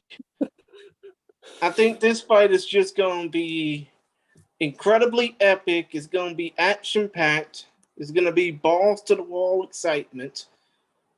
But unfortunately for Shibisai's hopes and dreams of being Japan's next big heavyweight star, or next big star in general, I don't think that he's going to last into the second round. I think that the juggernaut Khalil Gilbrain de Oliveira, who already has a long-ass name when you don't include his middle names, I think that the juggernaut is going to turn Shoma into a human mosh pit. JayWolf, who's your official prediction? I think you may have given it, but I may have not heard it. Yeah, I'm going with my heart. I want Shibasai to win because really Gunrara Jima moat fight veteran. Well, so listen. I'm all team Heat and Rise kickboxing. So, and listen, Kalilu, I've been a Kalilu fan ever since I saw him in Rise. he's got personality, and he's got the way he won. I think it was his heavyweight fight that he won with a jab, and he's a jab sent his opponent maybe like about halfway across the ring, and the opponent got knocked down, a rule knockdown. I believe that was his heavyweight fight where that happened. I could be wrong, but it was like he's got power. I'm not the biggest Shibisai fan, even though he's won every fight, finished all his fights. I think that Kalu, I think it's kind of like the Mikael Paredes thing from the guy from UFC, formerly Road FC. It's just kind of just somebody like, I don't know. I like his energy, and also he's a fun fighter to watch. He does not put on a bad fight. And so, yeah, hoping to see, Kalu come out the win. I think it's first round. I think regardless, though, I think first round, it doesn't leave. That's what worries me. This could be one of those things where, like, if it leaves the first round, it could be a long 2 rounds after that. So I'm hoping that, like, someone gets knocked out by the first round. Hopefully Kalu is the one who gets his hand raised. Jacob Iyer says, come to think of it, Andrew, this is going to be the first time I'm going to be seeing this man compete. So, I'm just looking forward to something interesting. You can find his Heat fights on YouTube, and you can also find all of his Rise fights on Rise as well. So I definitely recommend people take a look at those because they're really good. Jacob Iyer says meth and amphetamines are popular because people like to stay up to work in Japan. Oh, that makes sense. And Jacob Iyer says, also, is that conman Takada still in the office of Rizin? I think he's still involved. I know he's had health issues. To Nobuhiko Takada, I'm assuming you're thinking of. He's still involved with Rizin. He still does the introduction. He doesn't come out in the diaper anymore and hits the drums, at least not recently. They need to bring that back. I think he's he's a really old guy now. He's had, I think, knee and hip surgery at this point. He's kind of like he's Muto, Keiji Muto level of walkability at this point. Whereas it's almost wheelchair like level. So he's not, I don't say it's a joke. It's like, I feel bad for him because that's like, that's a hard life to live, but he is an old man now. And I think he's just in a consulting position in Rise at this point, for the most part. Now this next fight, I think is not going to be an interesting fight because I am not a fan of one of these guys. And it's not a Hiromasu Ogakubu who I'm not a fan of. It's Sol Chu Kim, who I'm not a fan of. So Sol Chu Kim. So Rizin uploaded the one fight that he had in Rizin many years ago. This is like pre-fight TV Rizin. This was back in 2015, right? Yes, against Malik Linares. I think I pronounced Mikey Linares. Mikey Linares, excuse me. And it is both fighters got multiple yellow cards. I think at least 2. It's a horrible fight. It's a boring fight. When I saw that this 3-round fight was over 30 minutes, I was close to 30 minutes. I was like, why? There's got to be like, is there a DQ or something? No, they are JayWolf. If you want to see a fight where that'll put you to sleep, it's this fight. And I'm really honestly surprised that they're bringing Sol Chu Kim back, because usually when you put on a shitty fight in Rizin, you don't come back. Usually, I don't know. Sol Chu Kim was a 1 championship champ, right? And not to mention he is a 2-time and current Road FC champion. Yeah. So I mean, he's got the potential to be a good fighter. So just because he had 1 bad performance, I think that's why they brought him back. To be honest with you, I mean, he's gonna be a great opponent for Hiromasa. I mean, we've seen him fight, and we know he's exciting as well. So I don't think it's gonna be that bad of a fight, Drew. Really. I'll say this. I'll give him credit. He has wins over great fighters like Kevin Blingyong, Motonobu Tezuka, who just fought in Rizin, Issei Tamura. He has a win over Taiyo Nakahara, also fought in Rizin. Marcus Brimage. Also, oh yeah, of course. We all remember him from Conor McGregor's highlight reel. Exactly. So he has wins over legit people. So I don't discredit him as a fighter, as overall record, but I discredit the way he's fought. And he's won most of those fights by really boring decisions. Also, this is just me. I'm gonna sound like an asshole for this, but his receding hairline really bothers me, and I wish he would just shave his head. What, do you hate on LeBron for the same thing then? Sorry, who? Dude, my hairline is retracted all the way to the back of my scalp. I don't see it though. I'm pretty sure my head looks better than Social Kim's. Let's be real. It does. No, it does. Like his receding hairline really bothers me. And it's really distracting because even though he's 30, he looks like he's 50. He's got that. He has that. It's like, you know how they say Asian don't raisin, it's with him. It's like, it's like borderline. Like, I don't know.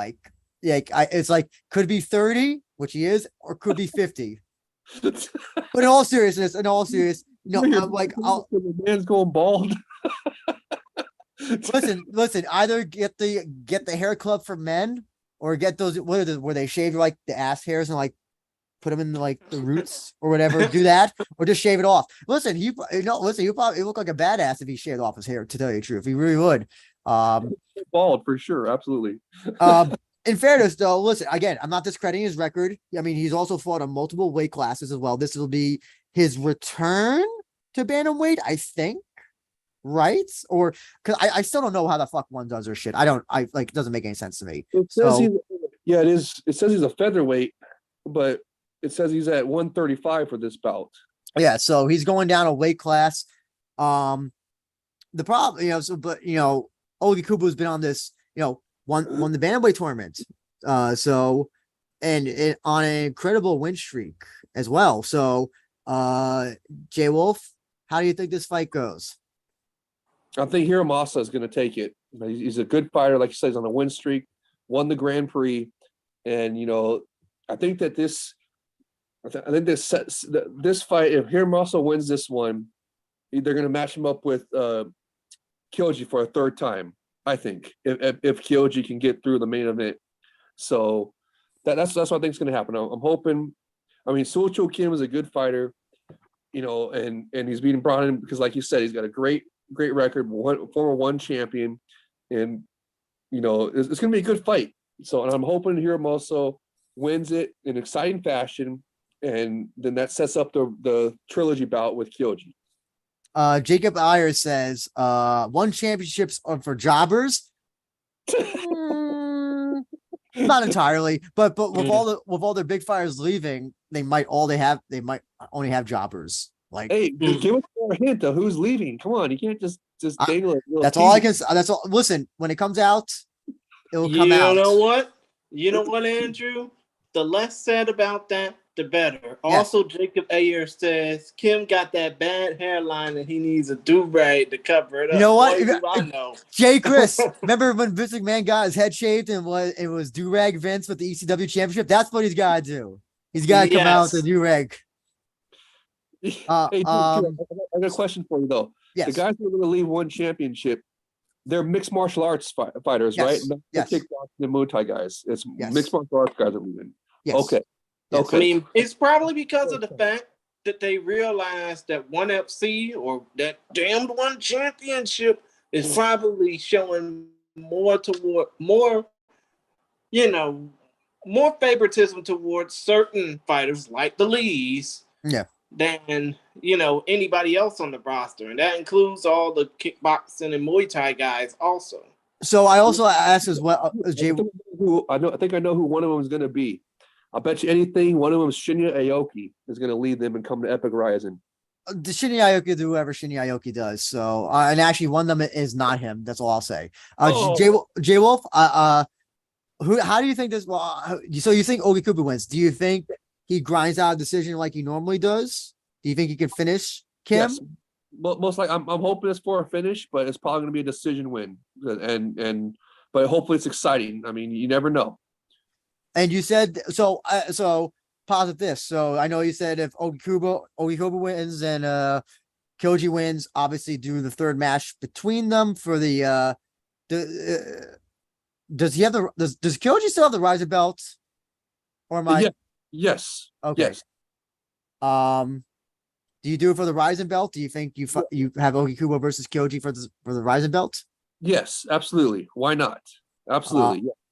Now, what And I about? mean, come to think of it, while we are on that discussion, should we talk about the main event before Uh, talking about the Grand Prix fights? I'm happy to do that. Yeah, after, but we'll do that a little bit when we're done with this fight. So, but then I ask as well. So, Solchu Kim wins, and then Kyoji wins. JayWolf, do you then have Kim fight Horiguchi for the belt? Sure. I mean, if that's what they want to do, I mean, sure. I mean, it depends on how Suchu Kim, if he wins, how he does it. Is it exciting? Is it a boring decision? Who knows? So, I mean, if that's what they want to do, they want to give him a title shot off of beating Hiramaso, because that'd be a huge win for him. Because Hiramaso, like I said, he's on a good streak. He won the Grand Prix, a great fighter. So it would be justified.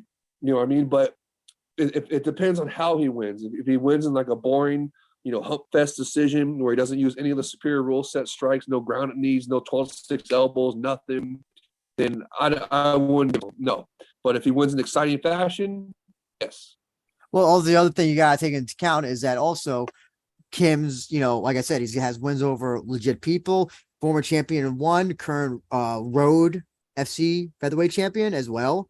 So do you think those credentials have any sort of bearing on giving him a title shot along the win over Ogikubo?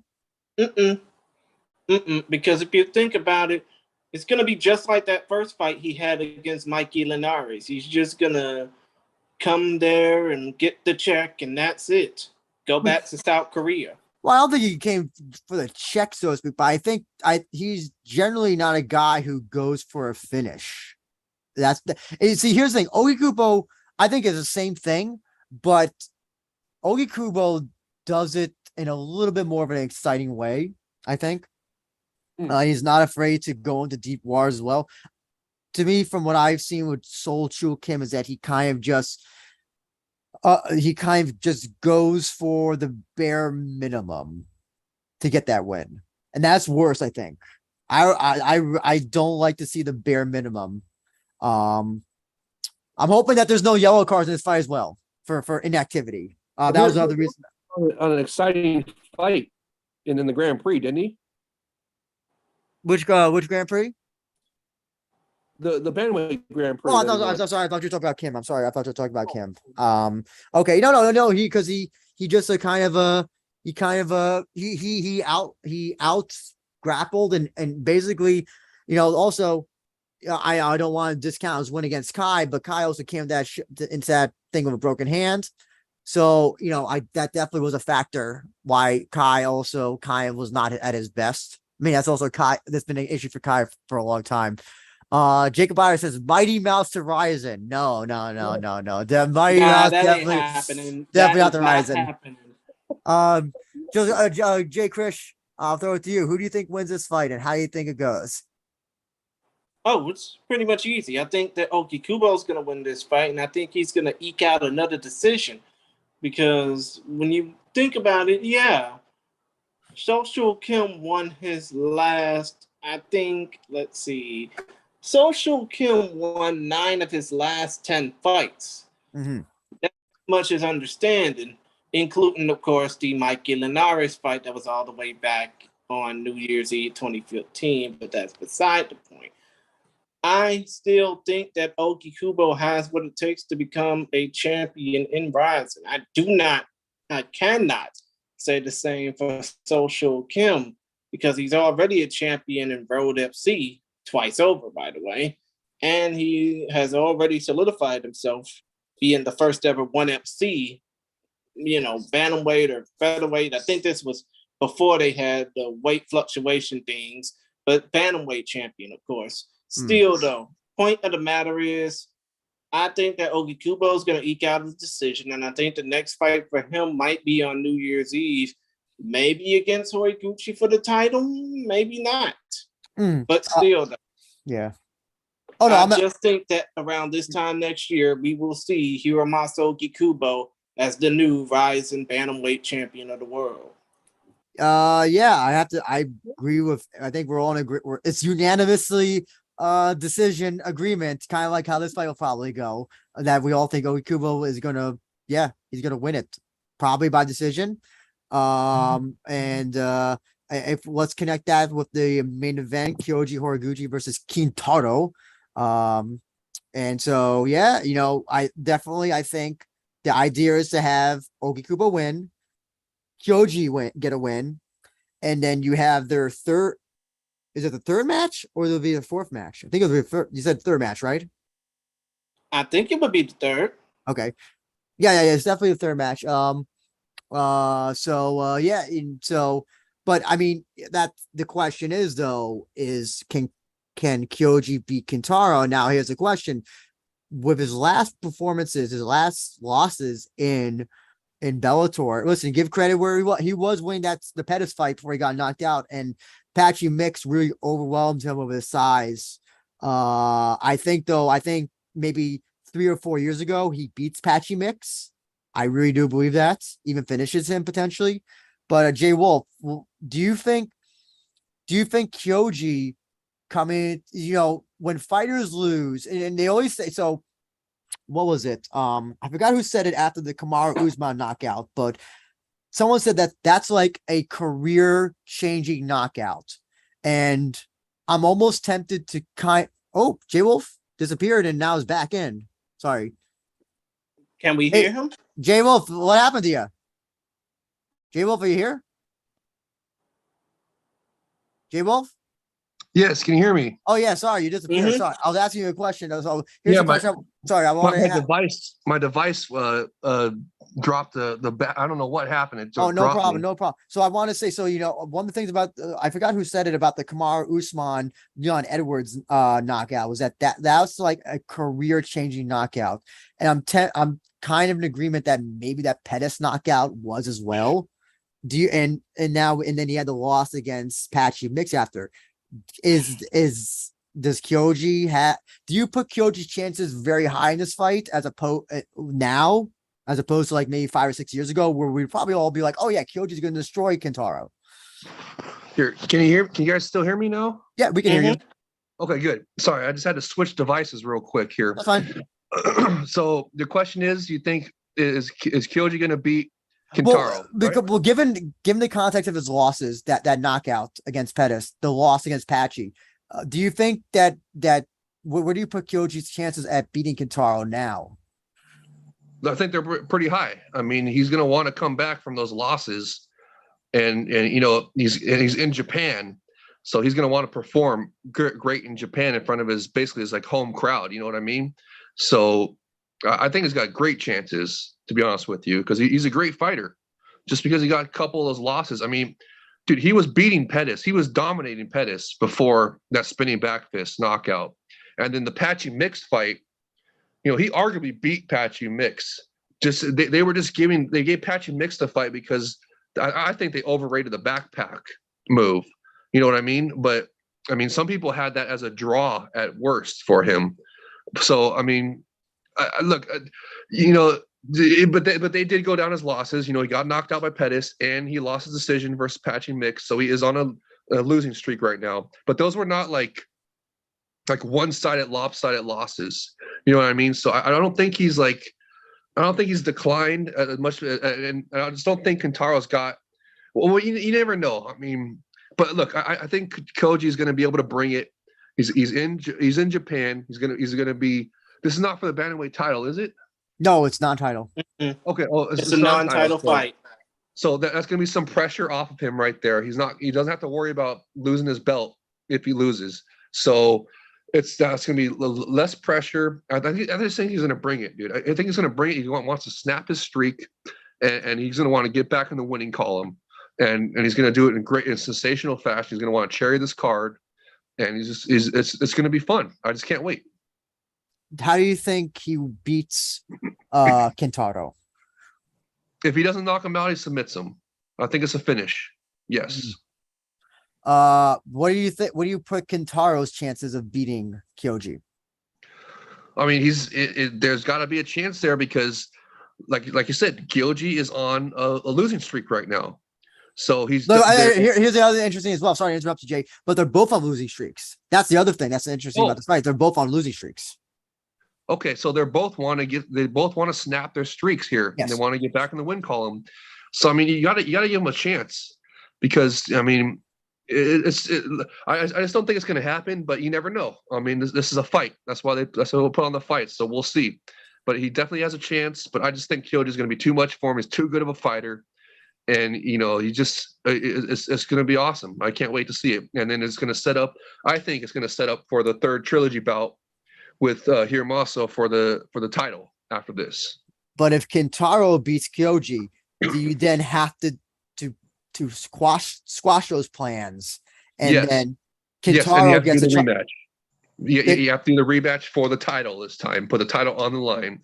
If Kintaro beats him right here, then he has to get the rematch for the title. I think. Also, credit to Rizin. This is something you never would see in UFC. I don't think Bellator would do it as well. But having two people who are on losing streaks main event your card, I think. I don't mean that. I actually, that's a compliment, because that means they trust these two guys big enough to main event, and also it makes it interesting because, like you said, JayWolf, they both want to win, and until Rizin has actual rankings or whatever, I think this is the perfect way to book a fight when you have two fighters on losing streaks, two big names. Kintaro bring in the Osaka tattooed crowd and then Koji will bring in, obviously, Koji crowd, and then now you have an interesting dynamic between guys who have lost and they want somebody has to come out a winner. I think that's interesting. I know a lot of people shit on losers in MMA. Sometimes the more interesting fighters are the guys who have been losing. That's I don't know. I know that's I mean, come to think of it, look at Felony Charles Bennett, for instance. Oh, I mean, okay, that's an extreme example, but I get what you're saying, Chris. I get what you're saying. It's just I at least give Rizin credit for putting these two against each other and main eventing. Because listen, UFC would never have two fighters who are on losing streaks face each other, at least for a numbered show. Maybe a TV fight ESPN thing. I don't know. Maybe highly unlikely, but this is what Rizin does, and I have no problem with it. I think it's great booking in my person. And plus Kyoji's a star there. He's. I was seeing some Japanese fans saying that he's still the face of Rizin. When they had him come to do an autograph session at the Rizin store, RIP, where it used to be. Oh yeah, they got a huge crowd there. So yeah, definitely, they definitely trust both of them to bring in a crowd. And so Jay Krish, I'm gonna throw it to you now. How do you think this fight goes? Who's the one who snaps the losing streak? I think it'll be Kyoji. Right? I mean, Rizin did not get this competitor back from Bellator just to see him lose. I mean, it's pretty much the reason why, this is even happening, why Kyoji is even brought back to Rizin, because they want to get him a good enough win against, I wouldn't say a good enough fighter. Yuto Kintaro Hokamura is a decent fighter at 14-11-2. It's just the fact that this fight is going to probably get people invested in Kyoji again before he comes back to the US, or in some cases back to Bellator to headline the show down the line. I agree. So, and by the way, I think that this fight is going to end either via third round TKO or decision. Interesting. By Kyoji, you mean, right? Yeah, win for Kyoji, by the way. Gotcha. Can we also say how awesome it is that Bellator is allowing Kyoji to come here and headline this event while still under contract with Bellator? I mean, I think that's pretty cool. That's pretty cool, Scotty Cokes and Bellator. And I don't count this as a collaboration bout, but I mean, technically it is. Technically it is a collaboration bout because he's under contract with Bellator right now. And they're having him main event this card. So, I mean, it's a collaboration bout. I mean, and he's still the Rizin champ. So, I mean, it's just, I think it's just awesome, all around awesome. I just love it. Here's the thing, Right. Kintaro is a hard guy to finish, though. You know, I mean, he's been finished in a lot of his early fights, but he hasn't been finished lately. You know, I'm curious to see what Koji is going to bring in terms of what, you know, against Kintaro is really not pretty striking, but his ability to knock out people, striking. I don't know what else to call it. Powerful striking, power striking. Yeah, I think Koji will win this. I think he's just the overall better fighter, MMA fighter. I mean, it is an MMA fight though, so who knows? Shit always can happen. But I think you know, if Koji can't submit him, he can at least get out a decision win. In the end. And you know, it would be great. You know, it'll be great to see either one of these guys, you know, get off the L column into the win column. I think also the thing is that, I mean, so I'll also ask this, JayWolf, if Koji wins this, loses, does this make you doubt his?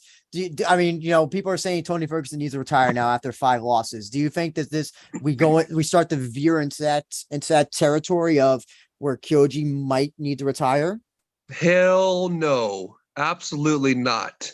Like I was saying, those other 2 losses, he was dominating the Pettis fight, and he arguably got worse a draw with Patchy Mix on some people's scorecards. So they were not like horrible losses. And if this one is a horrible loss, like it loses by like soccer kick or stomp or something, brutal knockout finish, then I still would not think he should retire. I think that, you know, is he even 35 yet? I think he's just about 35, maybe. You know, here's a crazy thing though. Not that Kyoji's in his 30s. Kintaro's only 29. Oh no, sorry. So Kyoji's 31. Excuse me. Okay. No, hell no, no way. He should not retire, even if he loses brutally. Even if Kintaro finishes him brutally in this fight, there's no way he should retire. Absolutely not. The guy is he's not even 35 yet.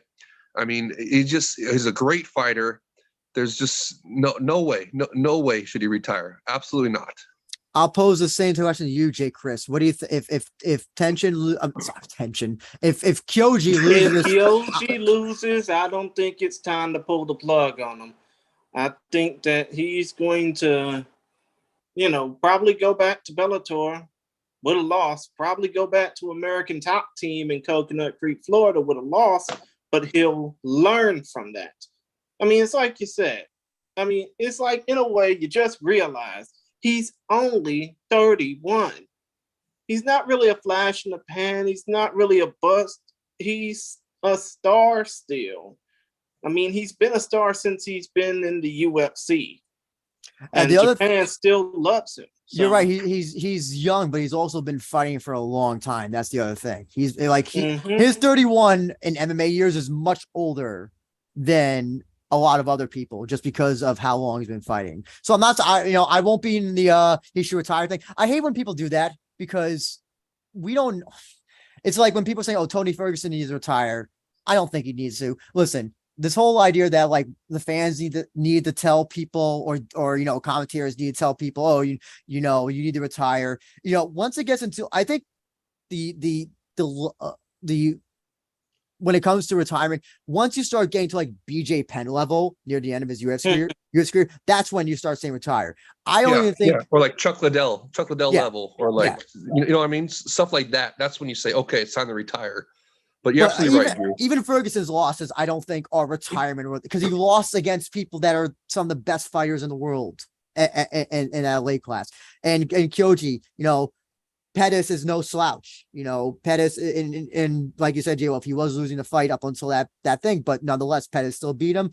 Patchy Mix, you might have seen it as a draw, but he got the win over that. But I think he beats him 5 years before, and I think he beats Patchy Mix any day of the week.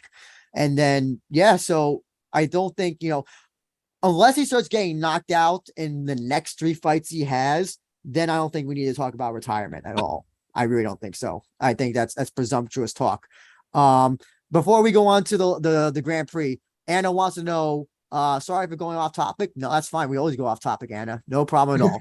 But are we looking forward to the next event for Rise in October? That's the Rise World Series. That'll be main evented by Kazuki Osaki versus Kazane. JayWolf. I'm not. You can go ahead and talk about that. Okay. JayWolf, are you paying attention to the Rise show in October? Yes, I do pay attention to them when I can. I don't go out of my way because they're not like K1 where they do 8-man one night Grand Prix. So those are really the kickboxing bouts that I really pay attention to. But I do watch the Rise events and sometimes the next day because they upload them right away. So Yes. I mean, also they're not dicks like cool. They're also not dicks like K1 and like require a VPN to watch their shows. Yeah, exactly right. And they don't cut off their shows in the middle of the fucking show, or whatever they did. K1 did for the recent show that they had where it got. It was horrible. You know what they did? They got us. They dick teased us to where they had this great 8-man one night Grand Prix happening. And then right as the semifinals were about to begin, the entire quarterfinals were all finishes and great fights. And then right as the semifinals about to start, they cut it off. Yeah, exactly.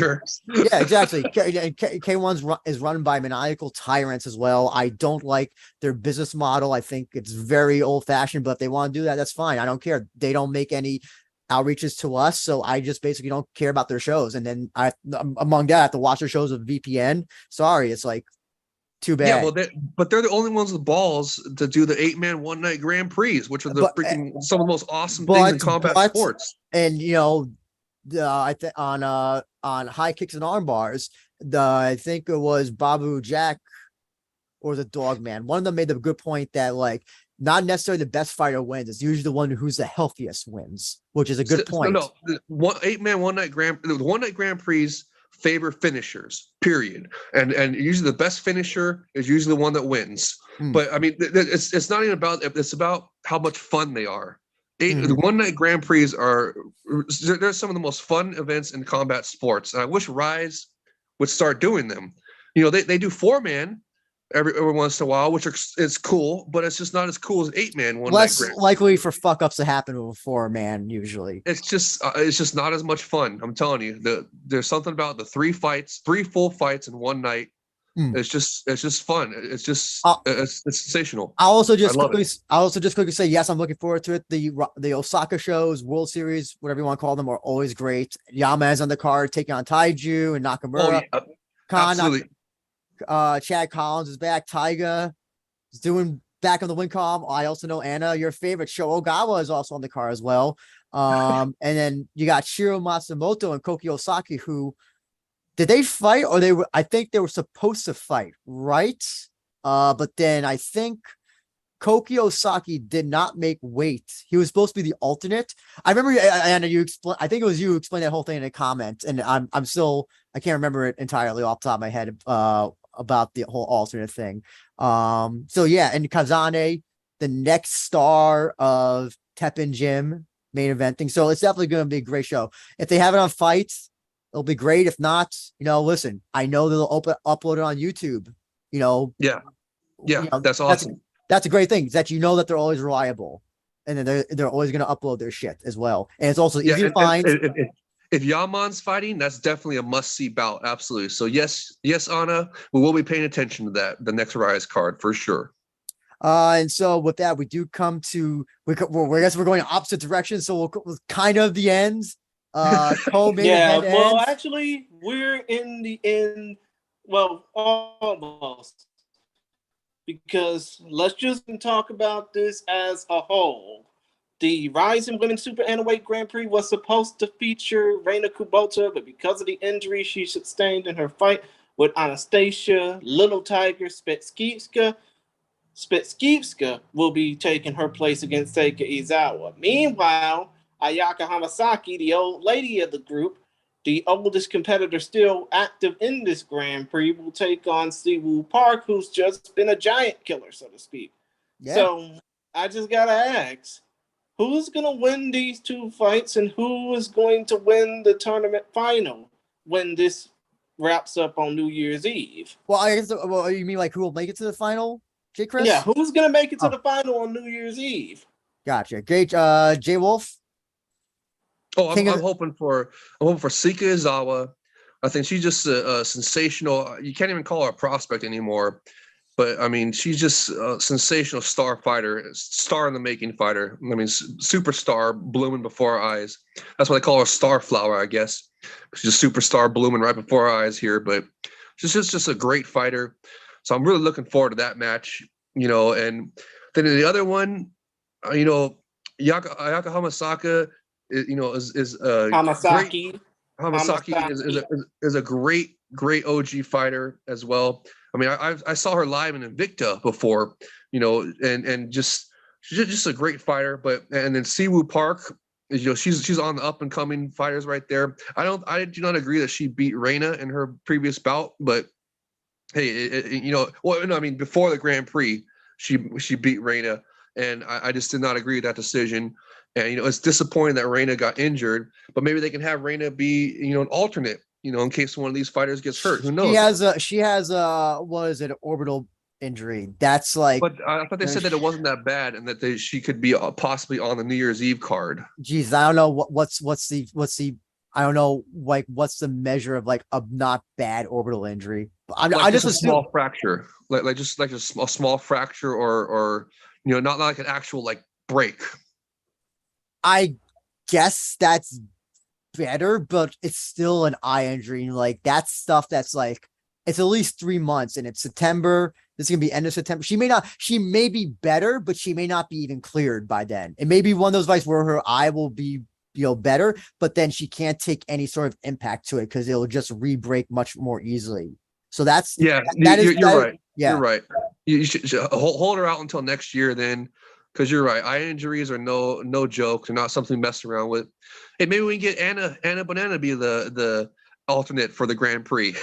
Oh yes, yeah. Listen, by all means, yeah. Listen, let's get Anna to be. I have no problem with that. Listen, I would much prefer to see her than Floyd Mayweather versus Mikuru. You know, at this point. So yeah, listen, get Anna Banana to have a fight in Rizin. Yeah, of course, that would be fun. But JayWolf, you're basically saying you want to see the rematch between Seika Izawa and Ayaka Hamasaki. You know what? I actually no. I think that's what's going to happen. But I think that I would rather see Seika Izawa versus newer, fresh, you know, matchups.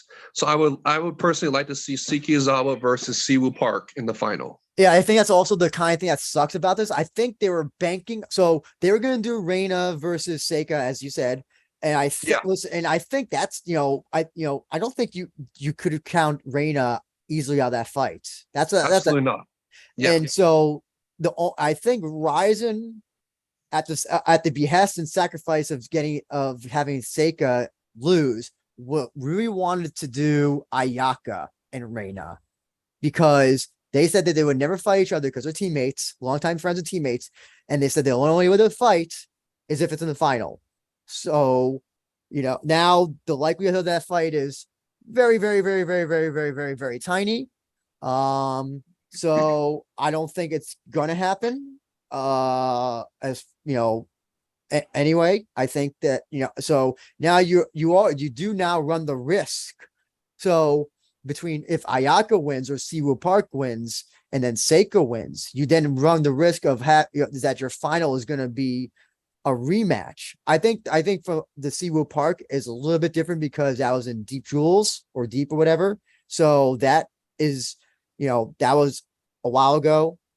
I'm pretty sure, however many people in Saitama did not see that. But then you have the Hamazaki, which is already 2 matches in. I think one happened this year and then one happened New Year's Eve. So it's barely a year. This is kind of like old school. We're like Wanderlei and Rampage would have like a fight almost every year, type thing. But I think that was a different era. So I mean, so JayWolf, what do you think? Let's first talk about Anastasia. You think she's a good replacement? Did she deserve to take Reina's place, or should they have gone with somebody totally different? No, I agree with that replacement. She put on excellent performance against Reina. She probably had the best performance of any of the losers of the Grand Prix quarterfinals. She really did. So Daniel? I think Daniel from Poland said that was it him or somebody else said that, like, oh, if this had been under unified rules, she would be the winner. And I don't know if I agree with that, but I at least can understand that she's the one who put up the biggest fights. Yeah, Against absolutely. among the others.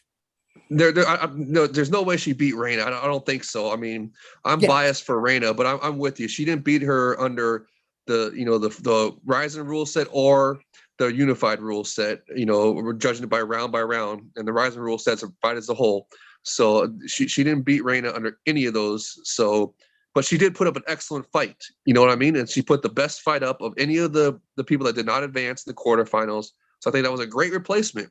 And again, but they should have had, like Jay Krish was saying on a couple of other shows, dude, they should have had alternates. Every Grand Prix, gotta have freaking alternates.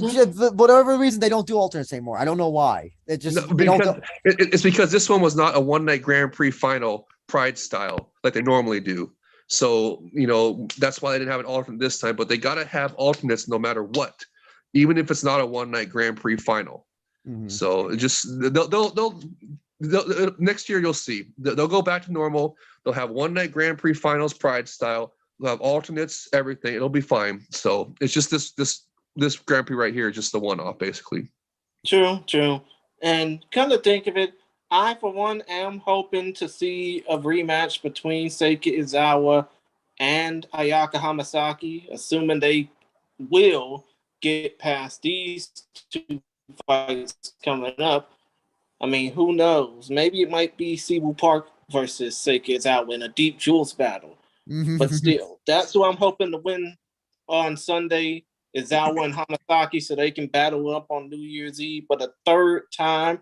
But here's the ironic part. This is still being billed as like Japan versus foreigners. Let's just say for some odd reason, Spetskivska and Park beat Izawa and Hamasaki respectively. How do you think a final between the only two foreigners left in this tournament would pan out? Ooh, that's an interesting question. JayWolf, what do you think about that? That'd be awesome if it happened, but I just don't see it happening. Seiki Izawa is just too good. I mean, she's a superstar in the making, so I just don't see Anastasia being able to beat her. I mean, Siwoo Park, though, is on quite a run right now. So I could see her besting Hamasaki, but at the same time, oh yeah, I just don't think it's going to happen either. I think it's going to be a rematch with Hamasaki on New Year's. But for Jay Krish's point, this is being billed as a foreigner, Japan versus the world, basically. Yeah. I mean, if the foreigners win, it's still going to be an awesome final. I mean, because they'll have those big wins over huge, Japanese women names. So it's like. That'd be a great final as well, but I just don't see that happening really. I mean, like I said, Seiki Izawa is just a superstar in the making, and I don't know if Siwoo Park's gonna be good enough to beat Hamasaki. I mean, but we'll see. I mean, that's why they have the fights. So DG asks, any chance she runs a table? And just clarify who you mean, which of the fighters you mean? Do you mean DJ also says that then any chance she runs a table? Sorry, can you clarify what you mean by she runs the table? Which of the I thought about Izawa. I'm talking about Izawa. Oh. Yeah, she could definitely run the table. Absolutely. No, okay. So JayWolf. So pick how you think these two fights are going to go. How you see them going? I think Hamasaki by submission, but you never know. I mean, like I said, Siwoo Park. Her fight with Kana in the quarterfinals was a sensational performance. She beat her. I mean, she beat her handily. Grounded knees, used a superior rule set. Just excellent fight. So I mean, we could see a repeat of that. Siwoo Park. I mean, she showed great, defensive grappling, defensive wrestling, utilizing those grounded knees and everything. So I mean, it's just we'll see. I mean, Hamasaki is no spring chicken herself. So maybe she's declined a little bit. So maybe Siwoo Park can pull off the upset. And if not, I mean, I see Hamasaki being able to submit her. I mean, because she's that good of a fighter still. See, and for the main event or the co-main event with Seiki Izawa, I just see. I mean, she's a superstar to me. And, you know, just I'm really impressed with her.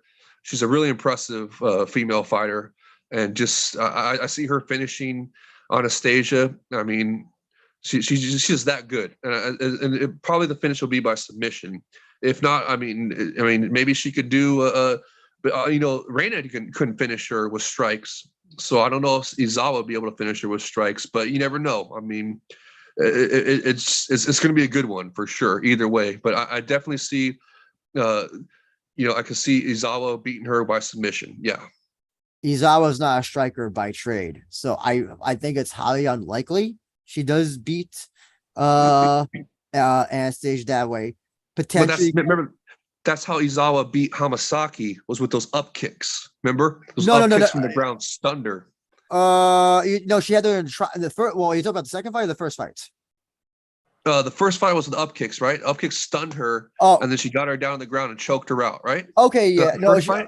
I think she got her in a triangle choke and then did ground and pound to her. I think the up kicks maybe have had an effect, but I don't recall the up kick. Are you thinking the Oshima Kana fight? That was one with the up kicks. No. It was definitely Izawa doing the up kicks, and it rocked Hamasaki, and she was able to, and Hamasaki never recovered from the up kicks. Gotcha. Okay, and then you're definitely right. You're definitely right. You definitely would know better than me because that was I have to rewatch that fight because I think I definitely know you're right about that, JayWolf. So okay, DG clarified. He wants to know. They want to know any chance that Anastasia runs the table. Oh. No, I don't know. That'd be pretty difficult. I mean, of course, there's always a chance, you know, but I just don't see that happening. I mean, he's always a superstar, and for a good reason. She's a great fighter, and I just don't see Anastasia being able to beat her. And she does, then that'd be incredible. And then you know, maybe she does run the table. Who knows? That'd be amazing. That'd be an amazing story if it happens. And then it would set up a rematch with Reina after, you know, New Year's, if she's able to run the table and win the Grand Prix. I mean, that'd be an amazing story, amazing storylines come from it. But they also said that then they'll have two Japanese fighters in the alternates for the final. That's funny. If she runs the table. June Cade says, though Park trained in Japan at Crazy Bee, by the way, I think the public attention is more on Anastasia from the point she's from Ukraine and also had a good potential from Reina bout. And yeah, you know, remember at the basically end what June K is trying to say is Anastasia Spetskivska has tremendous upside, so to speak. Remember at the end, she and Reina held the Ukraine flag together. And it was definitely, you know, it definitely was, I guess, as they say, a moment. It was a moment between the two and Rizin. Jay Krish, I'm throwing over to you. I think you kind of did give how yeah, I kind of gave my predictions on how. I mean, I kind of gave my predictions as to who was going to win. I didn't say by how though. Yeah, go ahead. I mean, obviously, these two fights are probably going to end via submission back to back, and I think that the finals will probably end in the same way. But who knows? Maybe Hamasaki will get a revenge, and we can see a fourth fight for the title. Well, I think a fourth fight. You mean a third fight, right? Is it third fight? Yeah, third fight in the finals. Okay. A fourth fight then in April or May for the title. Okay, gotcha. I mean, think about it. Well, here's the thing. If these two are fighting off in the finals, I would just make it for the title anyway. I wouldn't waste time, you know, going a few months later, right? Exactly. But still, though, it's like I said before, you know, this is the theater of the unexpected. This being MMA, not just boxing. So, you know, if a fight between if Anastasia and Sewell Park do somehow pull off the upsets, and in the case of Anastasia, it would be probably the biggest upset for a European women's MMA fighter in Japan. I do think that particular fight, Park versus Spetskivska, will open up some highs. So I love chaos. I love when shit doesn't go to plan. I think Rizin's definitely banking on Seika to win. Probably against Ayaka. I'll also say this though, I think that Siwoo Park here's the thing. I don't think Siwoo Park's going to fall into the trap of getting submitted by Ayaka. I really don't think so. And the way that Park has looked so far, she's looked amazing, and especially on the stand up. And that's where not Kana. That's where Ayaka's weakness is always. If she has had any sort of weakness, it's that is on the stand up, and especially compared to somebody like Siwoo Park.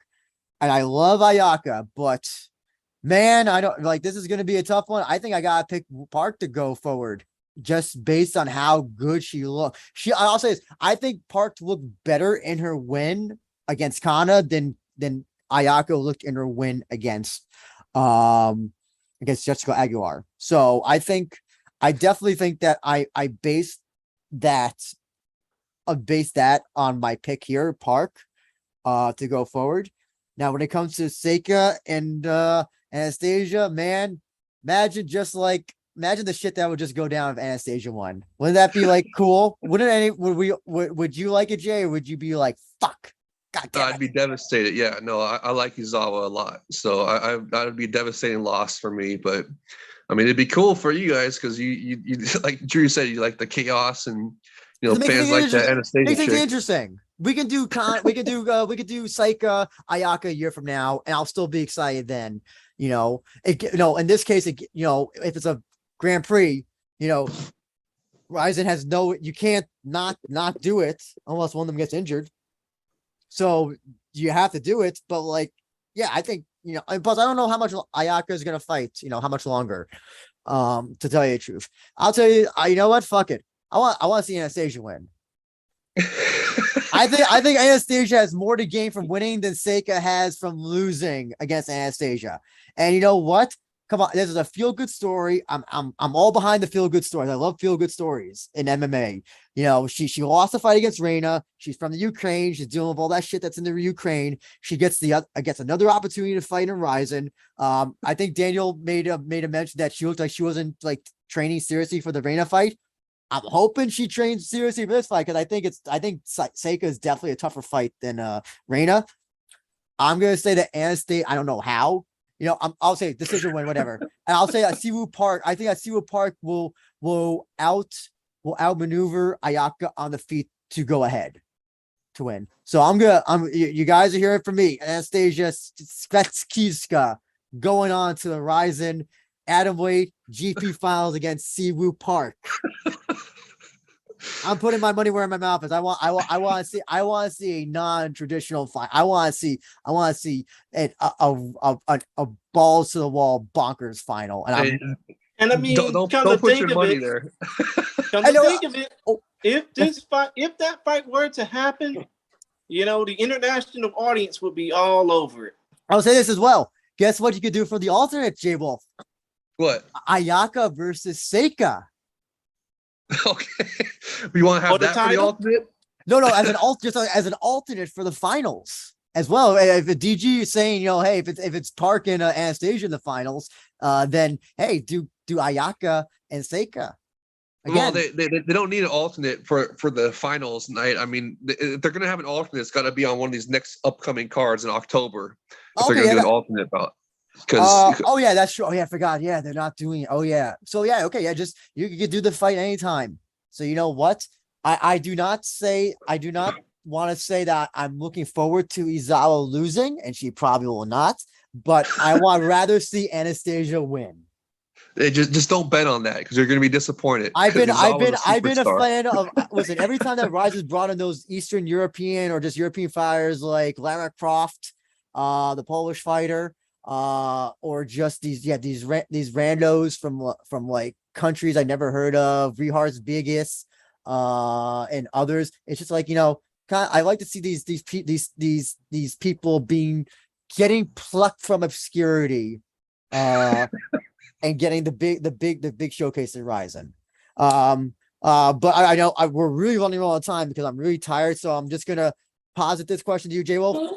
Combined of these two cards, which two fights are you looking forward to the most? Three fights. Three fights. Three fights. Okay. Yeah, sorry. All right. The number one top fight, people's main event, no question. Yuri Ohara versus Luis Gustavo. That one is just my most anticipated bout. And if it is not an action-packed bang fest, I'm going to be disappointed. And for two more, let me see here. Yeah, and we can't pick any from Super Rising, right? No, you can. You can't. It's like combined. So think of it as one card and pick, two more fights collectively. Okay. If there's none from Super, I totally get it.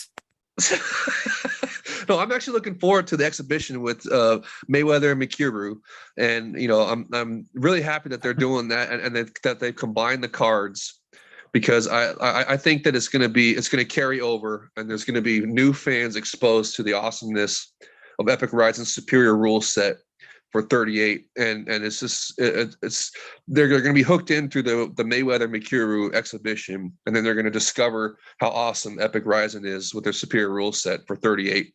And I'm so happy they got Yuri Ohara versus Gustavo kicking off the 38 card. So that's my number one bout right there. And then I'll pick Mayweather Asakura for number 2. And then for number 3 bout, man, I don't know. That's a tough one. I think I might go with Hagiwara. I don't know. It's just tough between to go with Hagiwara or Koji or Izawa. I don't know. There's so many good ones on this card. It's just, and even the big boy bout, Shibasai versus the kickboxing crossover Brazilian. I mean, I don't know. Okay, I'll go for number 3. I'm gonna go with Hagiwara still. I just like him. He's just great fighter, inside fighter, inside outside the ring. I want him to get another win. Get off that losing streak. So I'll go with that one for sure. So those are my 3. Jay Krish. Outside the respective main events for both parts of this card, so outside of Mikuru versus Mayweather, which everybody is going to be looking forward to around the world, and outside of Horiguchi versus Kentaro, Yuto Hokumura, which we, the diehards, are going to be looking forward to, I'm going to be looking. I for one, am not going to be looking forward to any of the Super Rising cards outside the main event. Let's be real. The main 3 fights I'm going to be looking forward to are all on the Rising 38 card, and that'd be the heavyweight fight, the open weight fight between Shoma Shibasai and Calil Gilbert de Oliveira, aka the Juggernaut. And I'm most definitely looking forward to the Grand Prix semifinal fights, Hamasaki versus Park and Izawa versus Anastasia Spitskivska. Andrew, what say you? So I'll be fair. I'll always pick one fight from Super Rising, and that's Koji versus Jizzy, because I'm just like, I'm so perplexed by how this fight will go. I legitimately don't know how this fight's going to go. And it's kind of, this is like the car crash. This is like, driving slowly to look at a car crash, but I'm worried. I mean, come to think of it, dude, you live right near the Cross Bronx Expressway, so I'm also used to car crash. But they always say, people, looking at a car crash is interesting until you see the dead bodies. So it's like, I'm worried. I don't know what the outcome will be. So like, I'm so like, I worry about the outcome, but I'm so curious to see the fight. I have to admit that. Then obviously, because Rise of 38 is just a better whatever. Yuri Ohara, Luis Gustavo, and you know what? I'm really looking forward to Seika Izawa. Seika Izawa is always posting making a great fight, and I'm really interested to see what Anastasia does, because I'm presuming that I'm hoping that she's trained for this fight. She realizes, listen, the odds are that she would not have gotten a second opportunity in Rizin this quickly. Maybe down the line, perhaps, but certainly not this quickly. So I hope she realizes I almost want to say the gift of Raina's injury kind of put upon her, and that she realizes, okay, this is a much tougher fight. I have to come in with a game plan to beat Izawa. And I hope she realizes that. So that's why I'm looking forward to this fight, because I'm hoping that we see that type of Anastasia versus the Anastasia we saw in the Reina fight. That basic bitch says, Jizzy sent you. I think that's another thing that we're looking most forward to is hearing Lenny Hart saying, How is she gonna, Yeah. is he gonna go like is he gonna go like Jizzy. I'm so curious to know how is she going to go about this, and like I really like I'm like I'm so again I don't know what's gonna happen with that thing. That's why it's so interesting. Jay Cristo, we have to really head out of here, so I have to ask you to kind of do a speed run of the ending signatures. Close things out. Basically, put yourselves over without actually putting yourselves over. JayWolf, they can find you on Twitter at JayWolf1, right? Correct. Yes. And I would just like to ask all the fans, please actually buy the pay-per-view on FITE TV, or like I'm going to do on Direct TV, and be part of history that Epic Rizin Japanese MMA is back on Direct TV. Let me go ahead and tell y'all right now. If y'all only expecting to see what goes on at Super Rizin and not watch Rizin 38, you're a sellout for yourselves, because this event is going to be shown around the world in so many different languages, in so many different countries, that it'll make you flip your lid. But in North America in particular, you can check the event out on all different pay-per-view on all different cable, satellite, and telco providers. For me, it would be Comcast Xfinity down here in Houston. For Andrew, it would be Optimum Cable in New York. For JayWolf, it would be DirecTV. But it's available on Dish and Demand. It's available through in-demand events. It's available on Dish. It's available on, well, it should be available on Suddenlink. Not that I care, but Shaw, Bell, basically all these cable, satellite, and telco providers. But most importantly, it'll be available to watch on FITE TV for the low price of $30 or $50 if you got the bundle. But still, though, it's gonna be it's available. $30. There is no bundle. It's all $30 for both shows. So you pay $30, you're gonna get both Super Rizin and 38. That's why it's like, dude, you got to actually buy the pay-per-view and support Epic Rizin and the superior rule set. Also, quickly say as well, for those that were bitching that you want Rizin to be back on FITE, this is your opportunity. Put your money where your mouth is. Yes, if they're not on FITE in the future, buy the show on FITE so that you know, okay, if you buy, since you've all bought the show now, since all 100 of you bought the show, that means they'll definitely be on FITE in the future or whatever, or 50,000. Yes, support the official release. Buy the event on FITE. It's $30. You won't want to miss out on some great action. Even if you only watch the Mayweather portion, you will not miss out on this great action known as the Rizin Fighting Federation. And it's all courtesy of Doug Jacobs of Integrated Sports Pay-Per-View, which is based out of Canada, I think. But still, though, point of the matter is, JayWolf, they can follow you on Twitter at JayWolf1. Yes, JayWolf1. It's misspelled. That's how you know it's me and not somebody else. That's been how it's been since all the way back in like 06 or 07 when I first started commentating. I'll follow you back as long as you're a real person, and I'll follow you right back. So of course. Andrew, they can follow you on Twitter for wrestling takes and other things at abinja1, right? Yep, correct. Okay, and they can follow me on Twitter at ChrisGary92 and on Instagram at ChristianGary1992.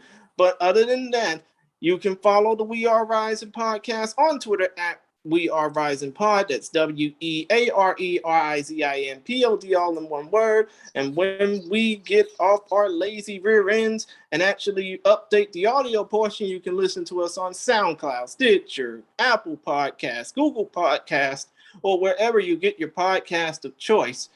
And also, again, for more information about the Rizin Fighting Federation, check them out on social media. They're on Facebook, Twitter, Instagram, and YouTube at Rizin Fighting Federation.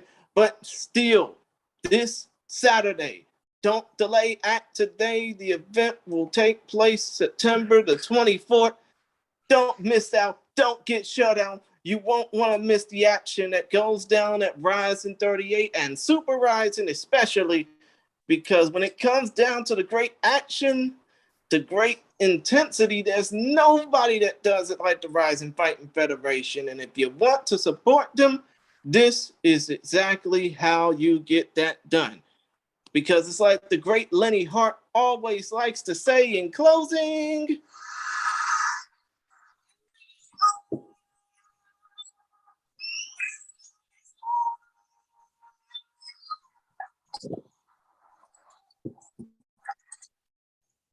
and on that note, peace. Talk to y'all later.